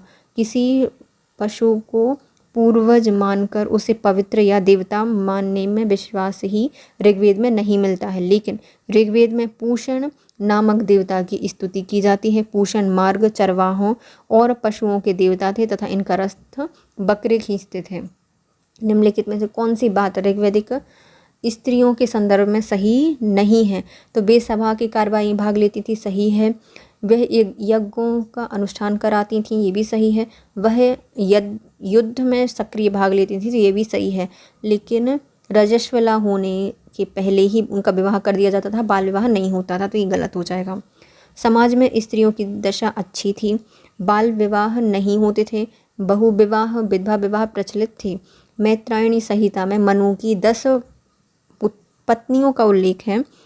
स्त्रियों को प्रायः शिक्षा दी जाती थी, वे उत्सवों, धार्मिक समारोह में भाग ले सकती थी। ऐत्रेय ब्राह्मण में सामान्यतः कन्या को चिंता का कारण बताया गया है। ऐत्रेय में, अथर्ववेद में भी कन्या के जन्म की निंदा करती हैं। मैत्रेयी संहिता में तो स्त्री को धूत और मदरा की श्रेणी में रखा गया है। तो ऐत्रेय बोलता है कि कन्या चिंता का कारण है, अथर्ववेद बोलता है कि जो कन्या है उनकी जन्म की निंदा की गई है, और मैत्रेयी संहिता में इनकी मदरा और धूत से समानता कर दी गई है। समाज का शेष जीवन जैसे खान पान, मनोरंजन, वस्त्र, आभूषण आदि ऋग्वैदिक काल में समान थे। ऐत्रेय ब्राह्मण के अनुसार कहाँ के शासक सम्राट की उपाधि धारण करते थे? तो ये हैं पाश्य के जो राजा सम्राट थे, वह सम्राट की उपाधि धारण करते थे, शासक। ऐत्रेय ब्राह्मण में कहा गया है ना। तो पाश्य पूर्व में ऐत्रेय ब्राह्मण के अनुसार पूर्व दिशा मगध, कलिंग और वंग आदि के जो राजा हैं उनका साम्राज्य के लिए अभिषेक होता है और वे सम्राट कहलाते हैं। दक्षिण दिशा में जो सत्व यादव राज्य करते हैं वहाँ का शासक भोज्य होता है, इनके शासक भोज कहलाते हैं। पश्चिम दिशा में सौराष्ट्र, कच्छ, शौवीर आदि आते हैं और इनके शासन को स्वराज कहा जाता है, इनके शासक सौराष्ट्र कहलाते हैं। तो राज्य है स्वराज और शासक है सौराष्ट्र। उत्तर दिशा में हिमालय के क्षेत्र हैं जिसमें उत्तर कुरु, उत्तर मध्य आदि आते हैं जो राज्य हैं, और वहाँ वैराग प्रणाली है, यहाँ के शासक विराट कहलाते हैं। मध्य देश, कुरु, पांचाल, कौशल आदि के राजाओं के राजा राजा कहलाते हैं।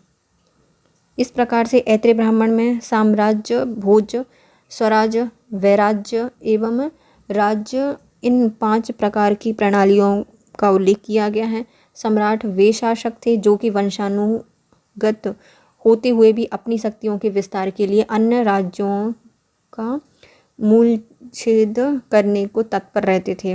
जरासंध आदि मगध सम्राट इसी प्रकार के थे। सूची 1 को सूची 2 से मिलाइए। नदियों के प्राचीन नाम को आधुनिक नाम बताइए। तो सरस्वती नदी को कहा जाता है घग्गर, कहाँ है, और हरकारा। और जो पारुषणी नदी है, पारुषणी नदी हो जाएगी रावी। सुताद्री को कहा जाता है सतलज, और बिपाशा होती है ब्यास। बी सही हो जाएगा इसका। ऋग्वेद में आर्य निवास स्थल के लिए पवित्र सप्त सैंधव स्थान का प्रयोग किया है। इन्होंने यहाँ पर सप्त विख्यात नदियों का वर्णन दिया है। इनके विद्वान थे इन्होंने दिया है, जो आज भी हमें पंजाब में देखने को मिलती हैं। भौगोलिक दृष्टि से भारत और पाकिस्तान के अंश भी हैं। इन्हीं में विस्तृत भूभाग पर ऋग्वेद में सप्त सैंधव कहा गया है क्षेत्र को। यहाँ की जो ऋग्वेद में है गंगा, यमुना, सरस्वती, सिंधु, पारुष्णी, शतद्री, बिपाशा, अस्कनी, चेना, वितिस्ता, झेलम का वर्णन मिलता है। सरस्वती राजस्थान के घग्गर, हरकरा के नाम से जानी जाती है। ऋग्वेद में सरस्वती का भी बड़ा महत्व है। आर्य निवास का यह अति प्रशंसित नदी थी। किस ग्रंथ में प्रमुखतः उसमें यज्ञ वेदियों के निर्माण का वर्णन दिया गया है? तो यज्ञ वेदियां बनाई जाती हैं शुल्ब सूत्र के अनुसार।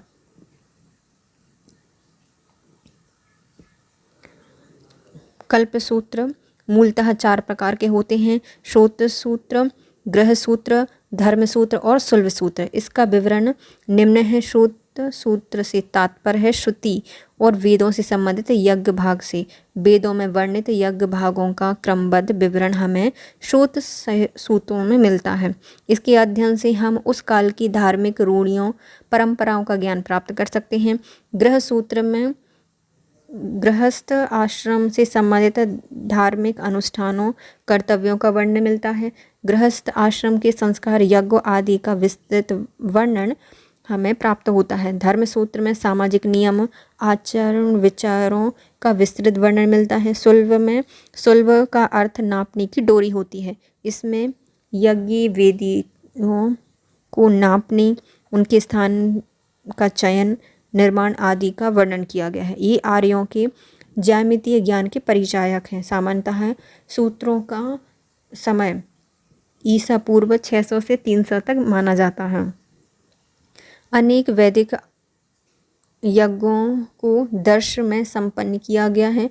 निम्नलिखित में किस दिन का तात्पर्य है? दर्श मतलब क्या होता है? तो यह अमावस्या है। वैदिक कालीन अधिकतर यज्ञ विशेष अवसर, त्योहारों पर संपन्न किए जाते थे।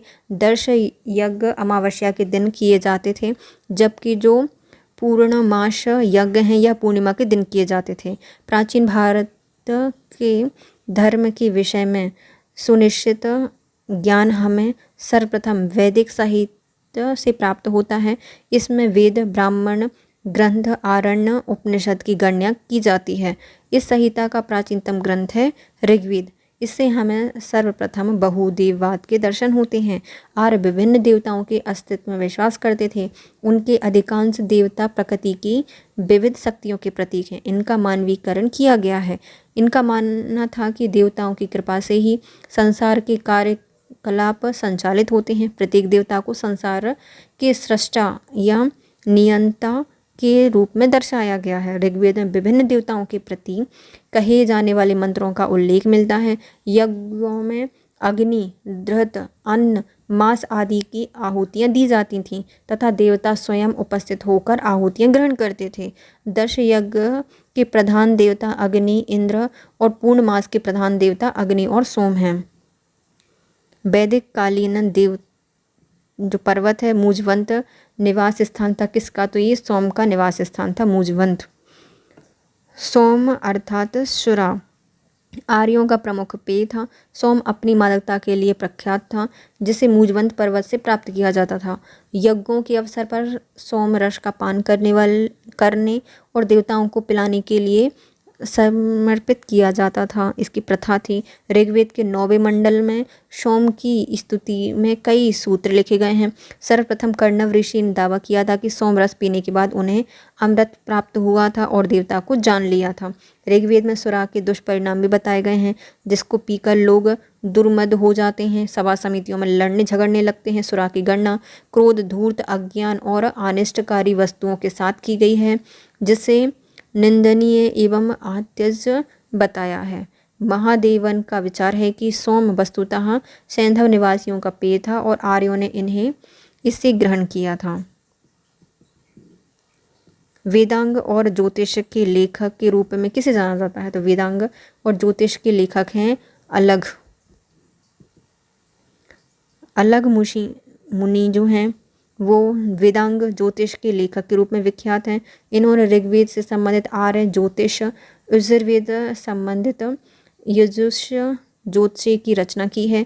यजुष का अर्थ होता है यज्ञ, अर्थात यजुर्वेद संहिता में यज्ञों को संपन्न कराने के लिए उपयोगी मंत्रों का संग्रहण है। इसका उच्चारण यज्ञ के अवसर पर अधर्व्यू पुरोहित द्वारा किया जाता है। यजुर्वेद कर्मकांड प्रधान है। इसमें यज्ञ करने की विधियों का विवरण मिलता है। यजुर्वेद में 2 भाग हैं, शुल्क मतलब शुल्क यजुर्वेद और कृष्ण यजुर्वेद। शुल्क यजुर्वेद में छंदोग मंत्र हैं जो कि गद्यात्मक वाक्यों का विनियोग है। तो कृष्ण यजुर्वेद में क्या है, छंदोबद्ध मंत्र हैं और गद्यात्मक वाक्य का विनियोग है, जबकि जो शुल्क यजुर्वेद है वे केवल मंत्रहीन हैं जिन्हें दोनों की नई मतलब कई शाखाएं हैं। कृष्ण यजुर्वेद की प्रमुख शाखाएं हैं तैत्रेय, कठक, मैत्रायणी एवं कपिष्ठ, जबकि जो शुल्क यजुर्वेद है इसमें प्रधान शाखाएं में हैं मध्यनिंदन, कर्णव। शुल्क यजुर्वेद की संहिता को बादशैनी भी कहा गया है, जबकि बादशैनी के पुत्र याज्ञवल्क्य इनके दृष्टा थे। इसमें कुल 40 अध्याय हैं। ऋग्वैदिक भरतों का अधिवास क्या था, जो भरत थे वो कहाँ पर वास करते थे, सरस्वती घाटी में करते थे। ऋग्वेद में एक स्थान पर 10 राजाओं का युद्ध का उल्लेख मिलता है जो भरतों के राजा सुदास के साथ हुआ था। सुदास के पुरोहित वशिष्ठ थे। इनके विरुद्ध 10 राजाओं का एक संघ था जिसमें 5 जनों के अतिरिक्त 5 लघु जनजातियां जिसमें अनिल, पक्य, भलानस, शिव और विसरणी आदि आते हैं। तो कुछ लघु जातियां कौन कौन सी थी, अनिल थी, पाक्य थी, भलानश थी, शिव थी और विशारणी थी। ऋषि इनके थे विश्वामित्र, इस संघ के पुरोहित। यह युद्ध पश्चिमोत्तर प्रदेश में बसे हुए पूर्वकालीन जन और ब्रह्मवर्त के उत्तरकालीन आर्यों के बीच उत्तराधिकार के प्रश्न पर लड़ा गया था। इसमें भरत जन के स्वामी सुदास ने रावी नदी के तट पर एक भीषण युद्ध में 10 राजाओं के इस संघ को परास्त किया था। इस प्रकार यह ऋग्वैदिक कालीन भारत का सर्वोपरि सम्राट बन गया। भारत जन के नाम से ही हमारे देश का नाम भारत पड़ा है। यह ऋग्वैदिक काल की सर्वाधिक महत्वपूर्ण जन था जो सरस्वती यमुना नदी के बीच में निवास करते थे। निम्नलिखित में से किसने याज्ञीय वैदिक परंपरा का समर्थन किया है और संन्यास के सिद्धांत का विरोध किया है, तो ये हो जाएंगे कुमारिल। काम करो भैया, कुमारिल। क्या संन्यास लेना, तो संन्यास के सिद्धांत का विरोध किया है इन्होंने। मीमांसा दर्शन के अनुयायी कुमारिल ने वैदिक यज्ञों का समर्थन किया है। मीमांसा दर्शन में इनके अनुयायी प्रभाकर तथा कुमारिल थे। वैदिक कर्मकांडों पर अत्यधिक बल देते हुए प्रत्येक व्यक्ति के लिए उन्हें अनिवार्य रूप से करणीय बताया है। वेद विहित यज्ञ और उनके कर्मकांडों का ठीक ठाक अनुष्ठान करने का उपदेश मीमांसक देते हैं। मीमांसा दर्शन में धर्म का बहुत अधिक महत्व है। जैमिनी मीमांसा दर्शन के प्रणेता थे। इनके अनुसार धर्म वह आदेश है जो मनुष्यों को कर्म के लिए प्रेरित करता है। यज्ञ का ज्ञान केवल अपौरुष वेदों से ही होता है। वेद जिसका विधान करते हैं वह धर्म है, जिसका निषेध करते हैं वह अधर्म है। वेदोवत नियमों के अनुसार आचरण करने वाला ही हम धर्म की प्राप्ति कर सकते हैं। मीमांसा दर्शन कर्म को ही महत्व देती है जो अपनी शक्ति अपूर्व से फल प्रदान करने में सक्षम होती है। इसके लिए वे ईश्वर की सत्ता को सर्वाधिक नहीं मानते। मीमांसकों के ईश्वर संबंधी विचार स्पष्ट नहीं हैं। इस दर्शन का प्रधान लक्ष्य कर्म की महत्ता को प्रतिपादित करना है। ऋग्वेद में यदुजन का अधिकतर किसके साथ युग्म बना है, तो जो यदु थे वो थे तुर्वश के साथ, क्योंकि भाई भाई थे ना साथ, यदु और तुर्वश। ऋग्वेद में वर्णित यदुजन का अधिकतर युग्म तुर्वश जन से बना है। यदु और तुर्वश दोनों ही ऋग्वैदिक कालीन प्रधान जन थे। भरत जन जिन इनके प्राचीन जन थे। उदाहरणतः यदु तुर्वश जाति निसंदेह आर्य पंचमानुष्य में गिनी जाती है, किंतु इन्हें भी एक जगह दास कहा गया है।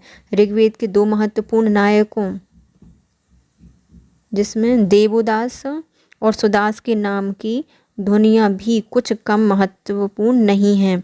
भाषा शास्त्र की दृष्टि से संवर, तृष्ण, तुगु, वेत्सु, चुमारी, अर्बुद आदि दासों के नाम अनार्य नहीं प्रतीत होते।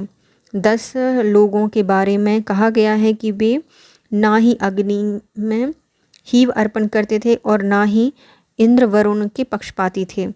दस्यु अवदेव्यु देवताओं में श्रद्धा ना रखने वाले थे। अवहान वेदों को ना मानने वाले थे और ऐजवन यज्ञ ना करने वाले बताए गए हैं। कुल मिलाकर ऋग्वेद में दासों की तुलना में दस्यु को आर्यों से बड़ा शत्रु बताया गया है।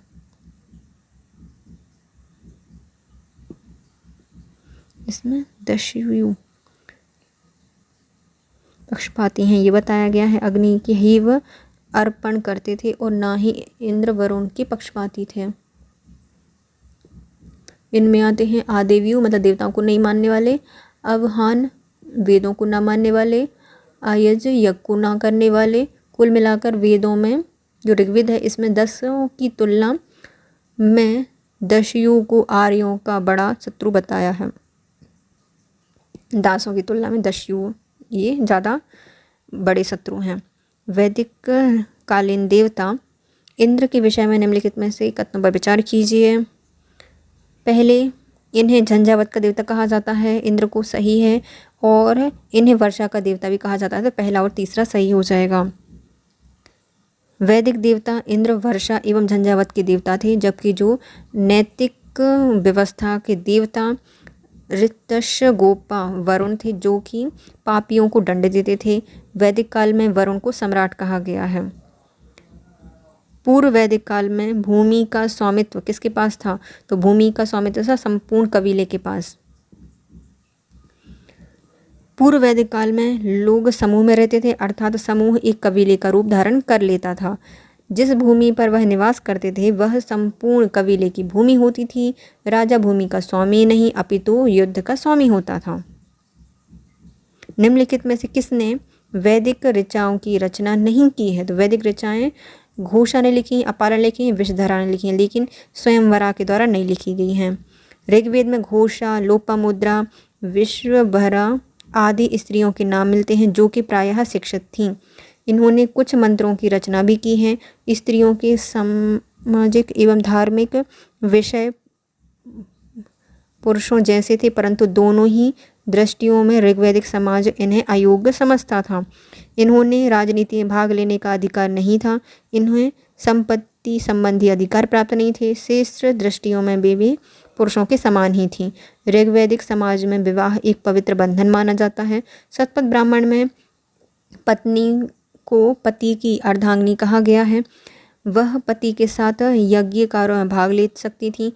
पत्नी से रहित व्यक्ति यज्ञ का अधिकारी नहीं था। ऋग्वेद में जायदस्तम अर्थात पत्नी ही ग्रह है कहकर उसके महत्व को स्पष्ट स्वीकार किया गया है। परिवार में एक पत्नीत्व विवाह की प्रथा सामान्यतः प्रचलित थी। यद्यपि कुलीन वर्ग के लोग कई पत्नियां रखते थे, बाल विवाह विधवा विवाह नहीं होते थे। विवाह का कुछ उद्देश्य मतलब मुख्य उद्देश्य पुत्र की प्राप्ति करना था। पुत्रों की बहुलता के लिए निरंतर प्रार्थनाएं की जाती थीं। सूची 1 को सूची 2 से मिलाइए। सतलज का संबंध किससे है? शतुद्री से है। व्यास का संबंध हो जाएगा विपाशा से। रावी का संबंध हो जाएगा पारुष्णी से। चेनाब का हो जाएगा अस्कनी से। ऐसा अनुमान लगाया जाता है कि आर्यों का प्रसार अफगानिस्तान से गंगा घाटी तक था। ऋग्वेद में यंत्र मंत्र तंत्र अनेक नदियों पर्वतों के नाम मिलते हैं। हिमालय का स्पष्ट उल्लेख मिलता है। हिमालय की चोटी मूजवंत का उल्लेख मिलता है। सोम के लिए जानी जाती थी जो कि पश्चिम की ओर कुंभा, काबुल, कुर्म, गोमती, सुवास्तु नदियों का उल्लेख है।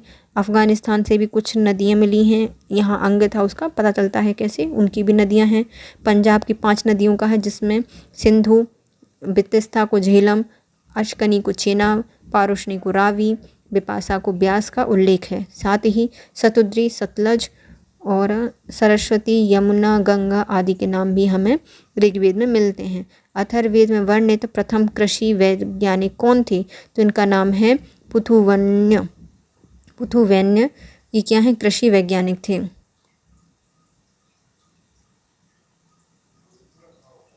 अथर्ववेद में वर्णित प्रथम कृषि वैज्ञानिक पृथुवन्य कृषि के देवता थे। इन्होंने सर्वप्रथम हल और कृषि को जन्म दिया था।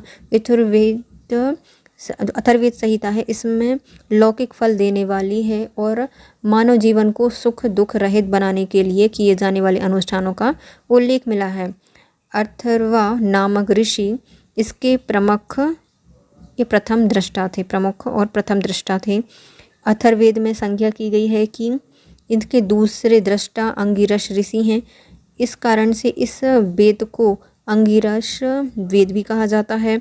रोग निवारण, मंत्र तंत्र, जादू टोना, श्राप, वशीकरण, आशीर्वाद, स्तुति, दीर्घायु, सुंदर वृष्टि, पाश्चात्य विवाह, प्रेम, राजकर, मातृभूमि, महत्व आदि विविध विषयों से संबंधित मंत्र भी अथर्ववेद में मिलते हैं।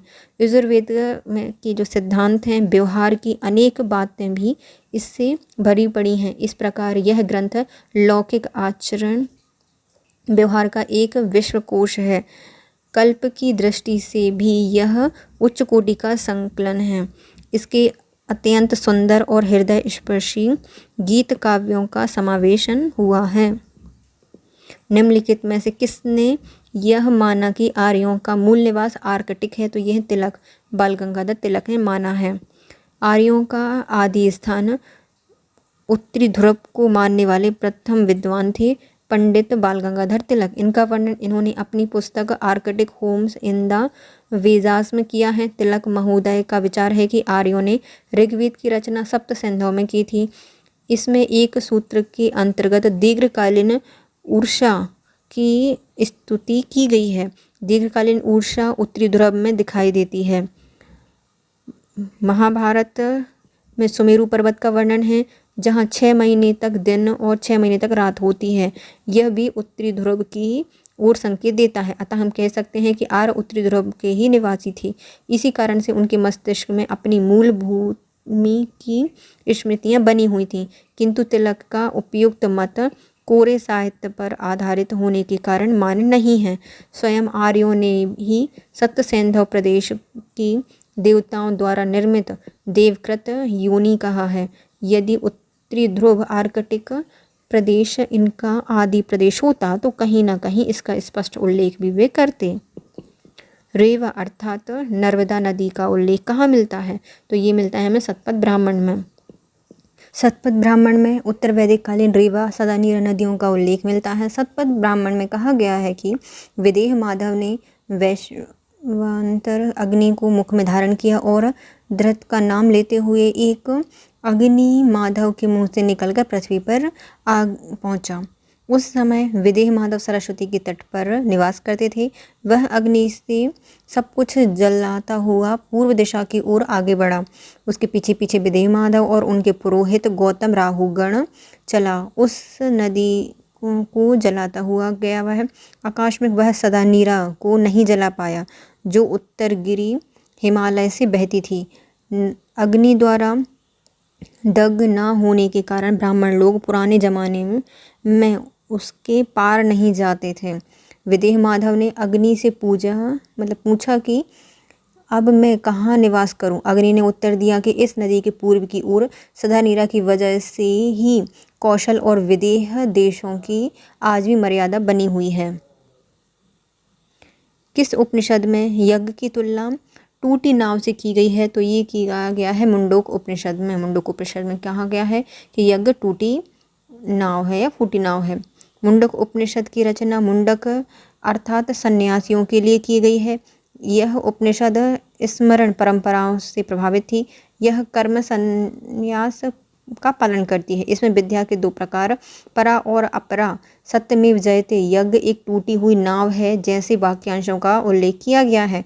परा विद्या के विषय में कर्मकांडी हैं, इसलिए इनको अपरा विद्या का संबंध शाश्वत ब्रह्म से है। मांडुक्य उपनिषद चातुष्पाद आत्मा अर्थात जिसमें ओम की 4 मात्राओं को आत्मा के 4 पाद और या पैर बताए गए हैं और ओमकार की मामरिक व्याख्या की गई है। इसी उपनिषद में गौणपाद ने करिकाएँ या मांडुक्य करिका लिखी है। बृहदारण्यक उपनिषद में विदेह के राजा जनक के दरबार में याज्ञवल्क्य भाषांगवी गार्गी संवाद, याज्ञवल्क्य मैत्री संवाद मिलता है। छंदोग उपनिषद सबसे प्राचीन उपनिषद माना जाता है। देवकी नंदन कृष्ण का पहली बार उल्लेख तथा कृष्ण को घोर अंगिरास का शिष्य बताया गया है। ऋग्वेद के वंश मंडल प्रायः किसके मंत्रों से प्रारंभ होते हैं? जो वंश मंडल हैं वह अग्नि के मंत्रों से प्रारंभ होते हैं। ऋग्वेद दूसरे से सातवें तक के मंडल गोत्र और वंश वर्णन के नाम मंडल के नाम से जाना जाता है। इसमें प्रत्येक मंडल एक ऋषि वंश से संबंधित है। इसमें से प्रत्येक मंडल का सर्वप्रथम सूक्त निम्नतः अग्नि को समर्पित है, पश्चात इंद्र के सूत्र आते हैं, फिर अन्य देवताओं के सूत्र आते हैं। वंश मंडल के ऋषियों को सामूहिक रूप से प्रागाथा कहा गया है। वैदिक राजाओं और राज्यों के निम्नलिखित युगों में से कौन सा सही सम्मिलित नहीं है? तो हमारे अजातशत्रु काशी से थे, अश्वमेध जो अश्वपति हैं वह कैकई से थे, और जनक ये विदेह के राजा थे, लेकिन जन्मेजय ये मत के राजा नहीं थे। उपनिषद काल में अनेक राजा ऐसे हुए हैं जो कि ब्रह्म ज्ञान तथा आध्यात्म चिंतन में तत्पर रहे हैं। विदेह के जनक थे, कैकई के अश्वपति थे, काशी के अजातशत्रु थे, पांचाल के प्रवहण जमाली थे, जबकि जो जन्मेजय हैं वह सतपथ ब्राह्मण के अनुसार कुरु वंश के एक राजा थे जिनकी राजधानी का नाम था अंशदीवत। अनेक अश्वों के स्वामी इस राजा ने सौनक ऋषि के पुरोहित से अश्वमेध यज्ञ कराया था। सौनक ऋषि के जो पुरोहित हैं उनसे अश्वमेध यज्ञ कराया था इन्होंने। निम्नलिखित में से वैदिक देवताओं में से कौन अवेस्ता के देवता आहुर्मंजदा सिद्ध सदृश हैं? तो ये हो जाएंगे वरुण। तो जो अवेस्ता पुस्तक है उसमें देवता आहुर्मंजदा का उल्लेख मिलता है जो कि वरुण के सदृश दिखते हैं। वैदिक कालीन देवता वरुण अवेस्ता के देवता आहुर्मंजदा के सदृश हैं। राजसु यज्ञ का संबंध किन अनुष्ठानों से है? तो ये यजुर्वेद से संबंधित है। यजुर्वेद से संबंधित है राजसु यज्ञ। यजुर्वेद में यजुषो का संकलन है। यजुष का शाब्दिक अर्थ होता है यज्ञ, पूजा, श्रद्धा, आदर आदि। इस वेद में मंत्रों का पाठ यज्ञ में अधर्व्यू नामक पुरोहित वर्ग करता है। इसकी भाष्यनी संहिता में 40 अध्याय हैं। प्रारंभ में 25 अध्याय विषय वस्तु की दृष्टि से अत्यंत महत्वपूर्ण थे। प्रथम और द्वितीय अध्याय में दर्श और पौर्णमास यज्ञों के मंत्र संकलित किए गए हैं। तृतीय अध्याय में दैनिक अग्निहोत्र और चातुर्मास यज्ञ के मंत्रों का संग्रहण है। चतुर्थ में अष्टम अध्याय पर्यंत अग्निष्ठोमादि सौम्य यज्ञों और पशु बलि से संबंधित मंत्र प्राप्त हुए हैं। कतिपय एक दिन में समाप्त होने वाले यज्ञ भी सौम्य यज्ञों की परंपरा से ही प्राप्त हुए हैं। इसमें वाजपेयी यज्ञ सर्वप्रधान है। सौम्य यज्ञों की ही परंपरा में राजाओं द्वारा सामपाद राजसु यज्ञ भी हुआ है। वाजपेयी और राजसु यज्ञों की परंपरा वाजसेनी संहिता के 9वें एवं 10वें अध्याय से होती है। ध्यानतलब है कि ऋग्वैदिक काल में देवताओं की पूजा और उनके वरदान प्राप्त करने के लिए यज्ञ करके देवताओं की पूजा की जाती थी। यज्ञों में दी जाने वाली बलि दूध, अन्न, घी, मांस, सोम की ही होती थी। ऋग्वेद में केवल सोम यज्ञ का ही विशद उल्लेख है। निम्नलिखित में से ऋग्वेद में सर्वाधिक लोकप्रिय छंद कौन सा है? तो ये हो जाएगा तिष्टुप। तिष्टुप यज्ञ लोकप्रिय छंद था। ऋग्वेद में सर्वाधिक लोकप्रिय छंद तिष्टुप है जो कि 4253 बार प्रयोग किया गया है। इसके बाद गायत्री मंत्र आता है जो कि 2467 बार प्रयोग किया गया है। जगती छंद 1358 बार प्रयोग किया गया है। गायत्री छंद में सबसे कम 24 शब्द हैं और जगती छंद है इसमें सबसे ज़्यादा 48 छंद होते हैं।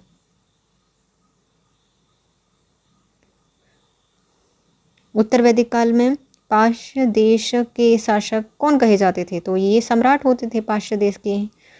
उत्तर वैदिक काल में ऐत्रेय ब्राह्मण में पूर्व और पश्चिम, उत्तर दक्षिण, मध्य देश के शासकों के लिए क्रमशः सम्राट, देखो पूर्व के होंगे तो सम्राट, पश्चिम के हैं तो स्वराट, उत्तर के हैं विराट, दक्षिण के हैं भोज और मध्य के हैं तो राजन शब्द का प्रयोग किया जाएगा। एकराट सार्वभौम शब्द चारों दिशाओं को जीतने वाले को कहा जाता था। वेद त्रयी के अंतर्गत आते हैं हमारे ऋग्वेद, यजुर्वेद और सामवेद वेद त्रयी के अंतर्गत आते हैं। वेद त्रयी में मुख्य रूप से 3 वेद ऋग्वेद, यजुर्वेद, सामवेद की गणना की जाती है। इसमें ऋग्वेद मंत्रों का संकलन है, इसमें यज्ञों के अवसर पर गाया जाता है।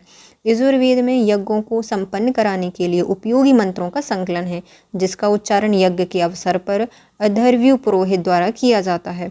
यजुर्वेद कर्मकांड प्रधान होता है, इसमें यज्ञ करने की विधि का विवरण मिलता है। सामवेद में यज्ञ के अवसर पर गाए जाने वाले मंत्रों का संग्रह है। जो व्यक्ति इन मंत्रों को गाता था उसे उद्गाता कहा जाता है। इन तीनों वेदों को सम्मिलित रूप से वेदत्रयी कहा गया है। वैदिक काल में ग्राम का मुखिया कौन था? तो ग्राम का मुखिया होता था ग्रामणी। ऋग्वेद में पुरोहित, इन तीनों अधिकारियों का उल्लेख मिलता है। इनमें से पुरोहित राजा के साथ युद्ध भूमि में जाता था, वहाँ युद्ध में राजा के विषय के लिए प्रार्थना करता था। वह एक प्रकार के राजा का शिक्षक, पथ प्रदर्शक और मित्र था। सेनानी सेना का प्रमुख पदाधिकारी था तथा युद्ध के अवसर पर राजा के आदेश अनुसार युद्ध में कार्य करता था।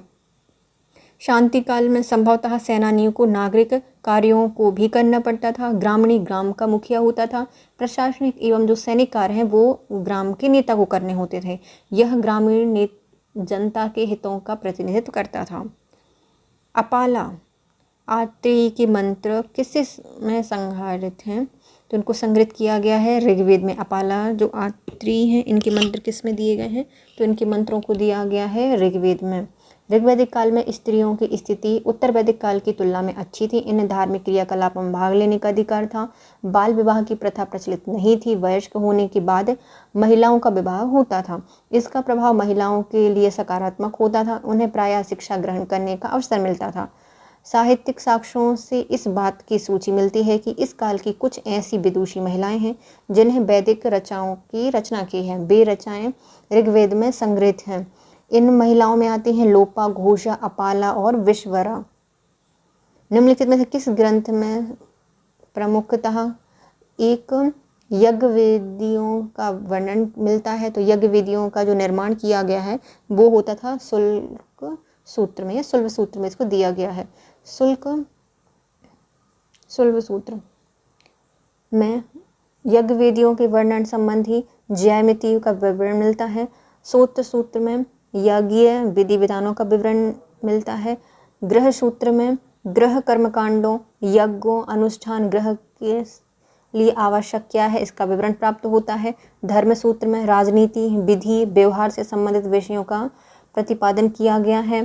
प्रमुख सूत्रकारों में गौतम, बोधायन, अपास्तंभ, वशिष्ठ आदि नाम उल्लेखनीय हैं।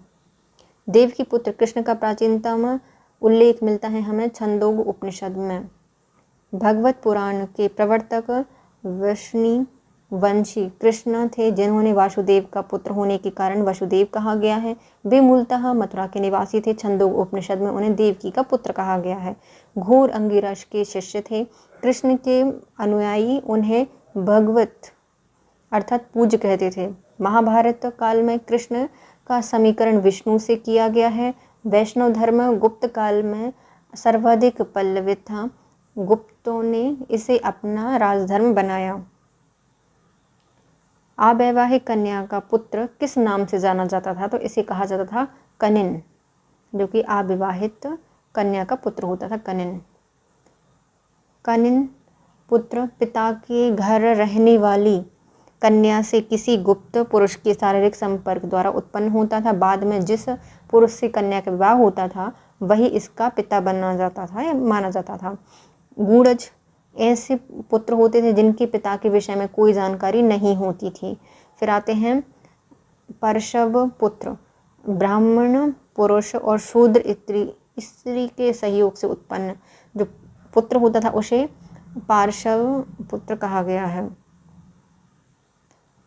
इंद्र महाभिषेक का विवरण किस में है? तो ये मिलता है ऋग्वेद में। इंद्र महाभिषेक का विवरण ऋग्वेद में प्राप्त होता है। ऋग्वेद सबसे प्राचीन वेद है। इसमें 1028 सूक्त हैं, ये गलत दिया है, और 8 मंडल हैं। प्रथम और 10वां मंडल सबसे नवीन है और 2 से 7 तक जो मंडल है वह प्राचीन है। सूलगव ग्रंथ या जो यज्ञ है वह किससे संबंधित है? सूलगया, रुद्र जी का त्रिशूल सूलगव यज्ञ रुद्र के लिए किया जाता है। ऋग्वेद में शिव को रुद्र कहा गया है। क्रुद्ध होने पर वे मनुष्य और पशु जाति का संहार करते हैं और महामारी फैलाते हैं। रुद्र की विनाशकारी और मंगलकारी दोनों ही प्रकार की शक्तियां निहित हैं। निम्नलिखित अवतार में से कौन प्राचीन साहित्य में प्रजापति के रूप में वर्णित है? तो प्रजापति के रूप में जाना गया है मत्स्य को और वराह को। प्रजापति के रूप में जाना गया है मत्स्य एवं वराह को जाना गया है। सी सही हो जाएगा इसका। वराह एवं मत्स्य अवतार को प्राचीन भारत में साहित्य में प्रजापति के रूप में वर्णित किया गया है। निम्नलिखित में से कौन उपनिषद गद्य में लिखे गए हैं? तो कौन सा उपनिषद है जो गद्य में लिखा गया है? तो वो है बृहदारण्यक, गद्य में है। भारतीय दर्शन का प्रमुख आधार वैदिक साहित्य का अंतिम वर्ग उपनिषद है। इन्होंने वेदांत भी कहा जाता है। उपनिषदों की कुल संख्या 108 है, जिसका उल्लेख मुक्ति को उपनिषद में मिलता है। इसमें से 13 प्रमुख उपनिषद हैं। इनमें 2 ऐत्रेय और कौशिकी का संबंध ऋग्वेद से है। 2 छंदोग तथा केन का संबंध सामवेद से है। 4 तैत्तिरीय, कठ, श्वेतांबर और मैत्रेय का संबंध कृष्ण यजुर्वेद से है। जबकि बृहदारण्यक और जो ईश है उसका संबंध शुल्क यजुर्वेद से है। और 3 मुंडक, प्रश्न, मुंडोक उपनिषद का संबंध है अथर्ववेद से। कंठ, श्वेतांबर, ईश, मुंडोक उपनिषद छंदोबद्ध हैं। देखो इनको बांध दिया, कंठ को श्वेत, ईश से मुंडी बांध दी, तो ये कौन है? छंदोबद्ध हैं। कंठ, श्वेतांबर, ईश, मुंडोक उपनिषद क्या हैं? छंदोबद्ध हैं। जबकि केन, प्रश्न उपनिषद का कुछ भाग छंदोवर्ग है या छंदोबद्ध है। केन का और प्रश्न उपनिषद है उसका कुछ भाग छंदोबद्ध है, कुछ गद्य में है।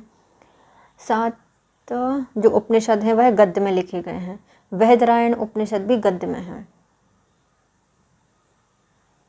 ऋग्वेद में निम्नलिखित पशुओं में से किसका उल्लेख है? तो ऋग्वेद में किया गया है गाय का, बकरी का, अश्व का और भैंस का, सबका प्रयोग किया गया है। ऋग्वैदिक कालीन आर्यों का पशुपालन प्रमुख उद्यम था। पशुधन की वृद्धि के लिए देवताओं से प्रार्थना करते थे। गायों का सर्वाधिक महत्व होता था। इनकी गणना आर्थिक रूप से की जाती थी। गायों के लेन देन से वस्तु खरीदी बेची जाती थी। मांस, दूध, खाल के लिए भैंसे भी पाले जाते थे। ऋग्वेद में भैंसे को गौवाल कहा जाता था। भेड़ मतलब बकरी और भेड़ से भी आर्य लोग परिचित थे। घोड़ा आर्यों का परम उपयोगी पशु था। इसमें युद्ध के काम में प्रयोग किया जाता था। घोड़ा दान दीक्षा में भी प्रयोग किया जाता था। कदाचित इसका मांस भी खाया जाता था। हाथी का प्रयोग भी आर्य लड़ाई में करते थे।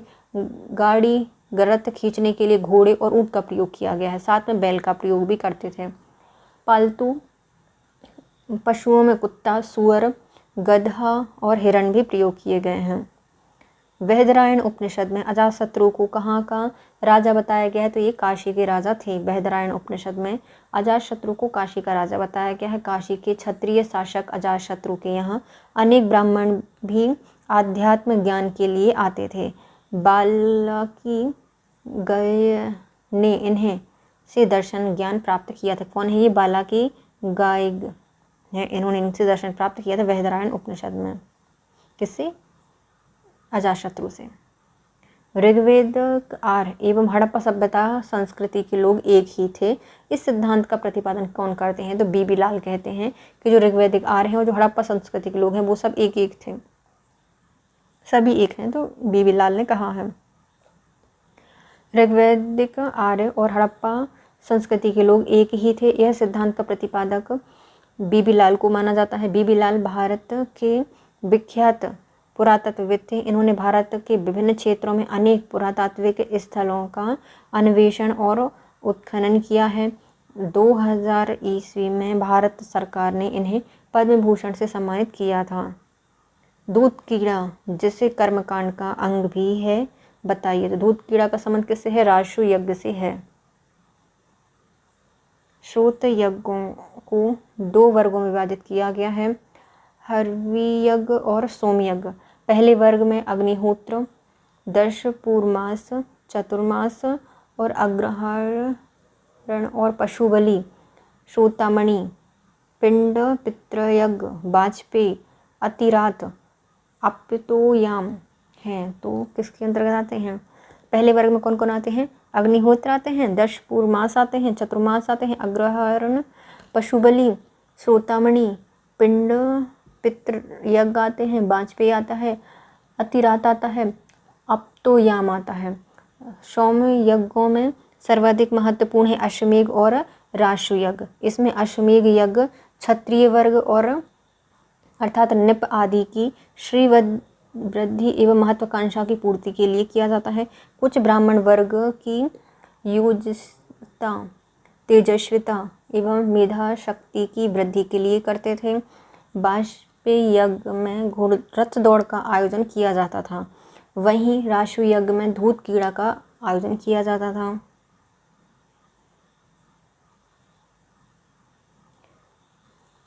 यजुर्वेद की निम्नलिखित संहिताओं में किसमें केवल सूत्र ग्रंथ नहीं है? तो ये है वाजसेनी जो ग्रंथ है, इसमें यह संहिता है, इसमें सूत्र गद्य में नहीं है, वाजसेनी में नहीं है। यजुर्वेद मुख्यतः 2 भागों में है। शुल्क यजुर्वेद को ही मध्याह्न या वाजसेनी यजुर्वेद कहा जाता है। शुल्क यजुर्वेद को शुल्क कहने का अभिप्राय है कि इसमें विशुद्ध मात्रात्मक भाग हैं, इसमें व्याख्यात्मक, विवरणात्मक और विनियोगात्मक भाग नहीं हैं। ये मंत्र विधि विविध यज्ञ में पढ़े जाते थे। विशुद्ध परिष्करण के कारण ही इन्हें शुल्क, स्वच्छ, आमिश्रित यजुर्वेद कहा गया है।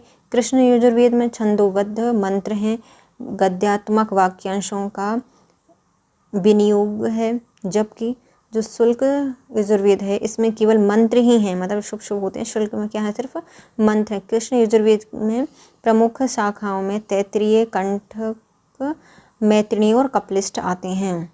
कृष्ण में क्या क्या आते हैं? तैत्तिरीय, कंठक, मैत्रेयी और कपिलिष्ट आते हैं। शुल्क यजुर्वेद में क्या है? विशुद्ध मात्रात्मक भाग है, विवरणात्मक, व्याख्यात्मक और विनियोगात्मक भाग इसमें नहीं दिया गया है। विशुद्ध परिष्करण के कारण ही शुल्क, स्वच्छ, आमिश्रित यजुर्वेद कहते हैं। कृष्ण यजुर्वेद में छंदोबद्ध मंत्र एवं गद्यात्मक वाक्यों का विनियोग है। शुल्क यजुर्वेद में केवल मंत्र ही हैं। निम्नलिखित में से कौन उपनिषद में उल्लिखित कैकेयी जनपद के एक दार्शनिक राजा थे? तो कैकेयी के कौन माने जाते हैं? इनका नाम है अश्वपति।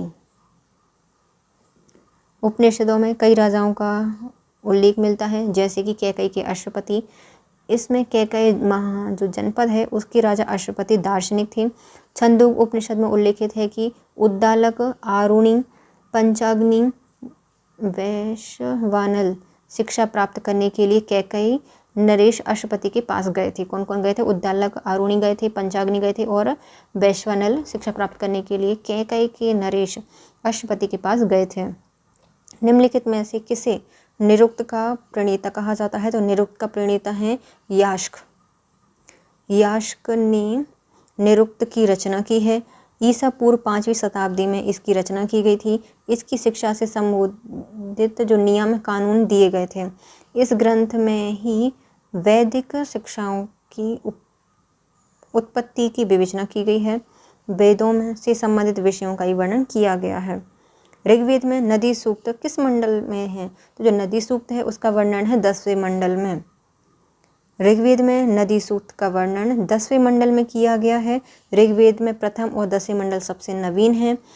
इसमें उल्लिखित सिंधु नदी सबसे ज़्यादा प्रयोग किया गया है। इसमें पवित्र नदी है सरस्वती, जिसको नदीतमा और अम्बेतमा कहा गया है। सतलज नदी का प्राचीन नाम क्या है? सतलज को कहा जाता था सतद्री। ऋग्वेद में सप्त सैंधव नदियों का उल्लेख मिलता है, जिसमें सतरज को शतद्री, ब्यास को विपाशा, रावी को पारुष्णी, चेनाब को अस्कनी, झीलम को वितिस्ता कहा गया है।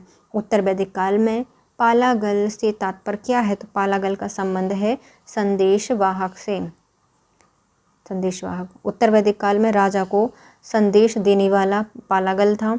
यह संदेशवाहक से राजा को अपने राज्य में जितनी भी जानकारी है वो समय पर मिल जाती थी। पालागल राज्य राजा को विभिन्न प्रकार की घटनाओं का संदेश देने के लिए तत्पर रहते थे। सूची 1 को सूची 2 से मिलाइए। हमें बताने हैं ऋग्वेद और उनके ब्राह्मण, है ना। तो पहले आता है ऋग्वेद, उनका संबंध है ऐत्रेय ब्राह्मण से। नेक्स्ट है सामवेद, सामवेद का अर्थ है पंचविश ब्राह्मण से।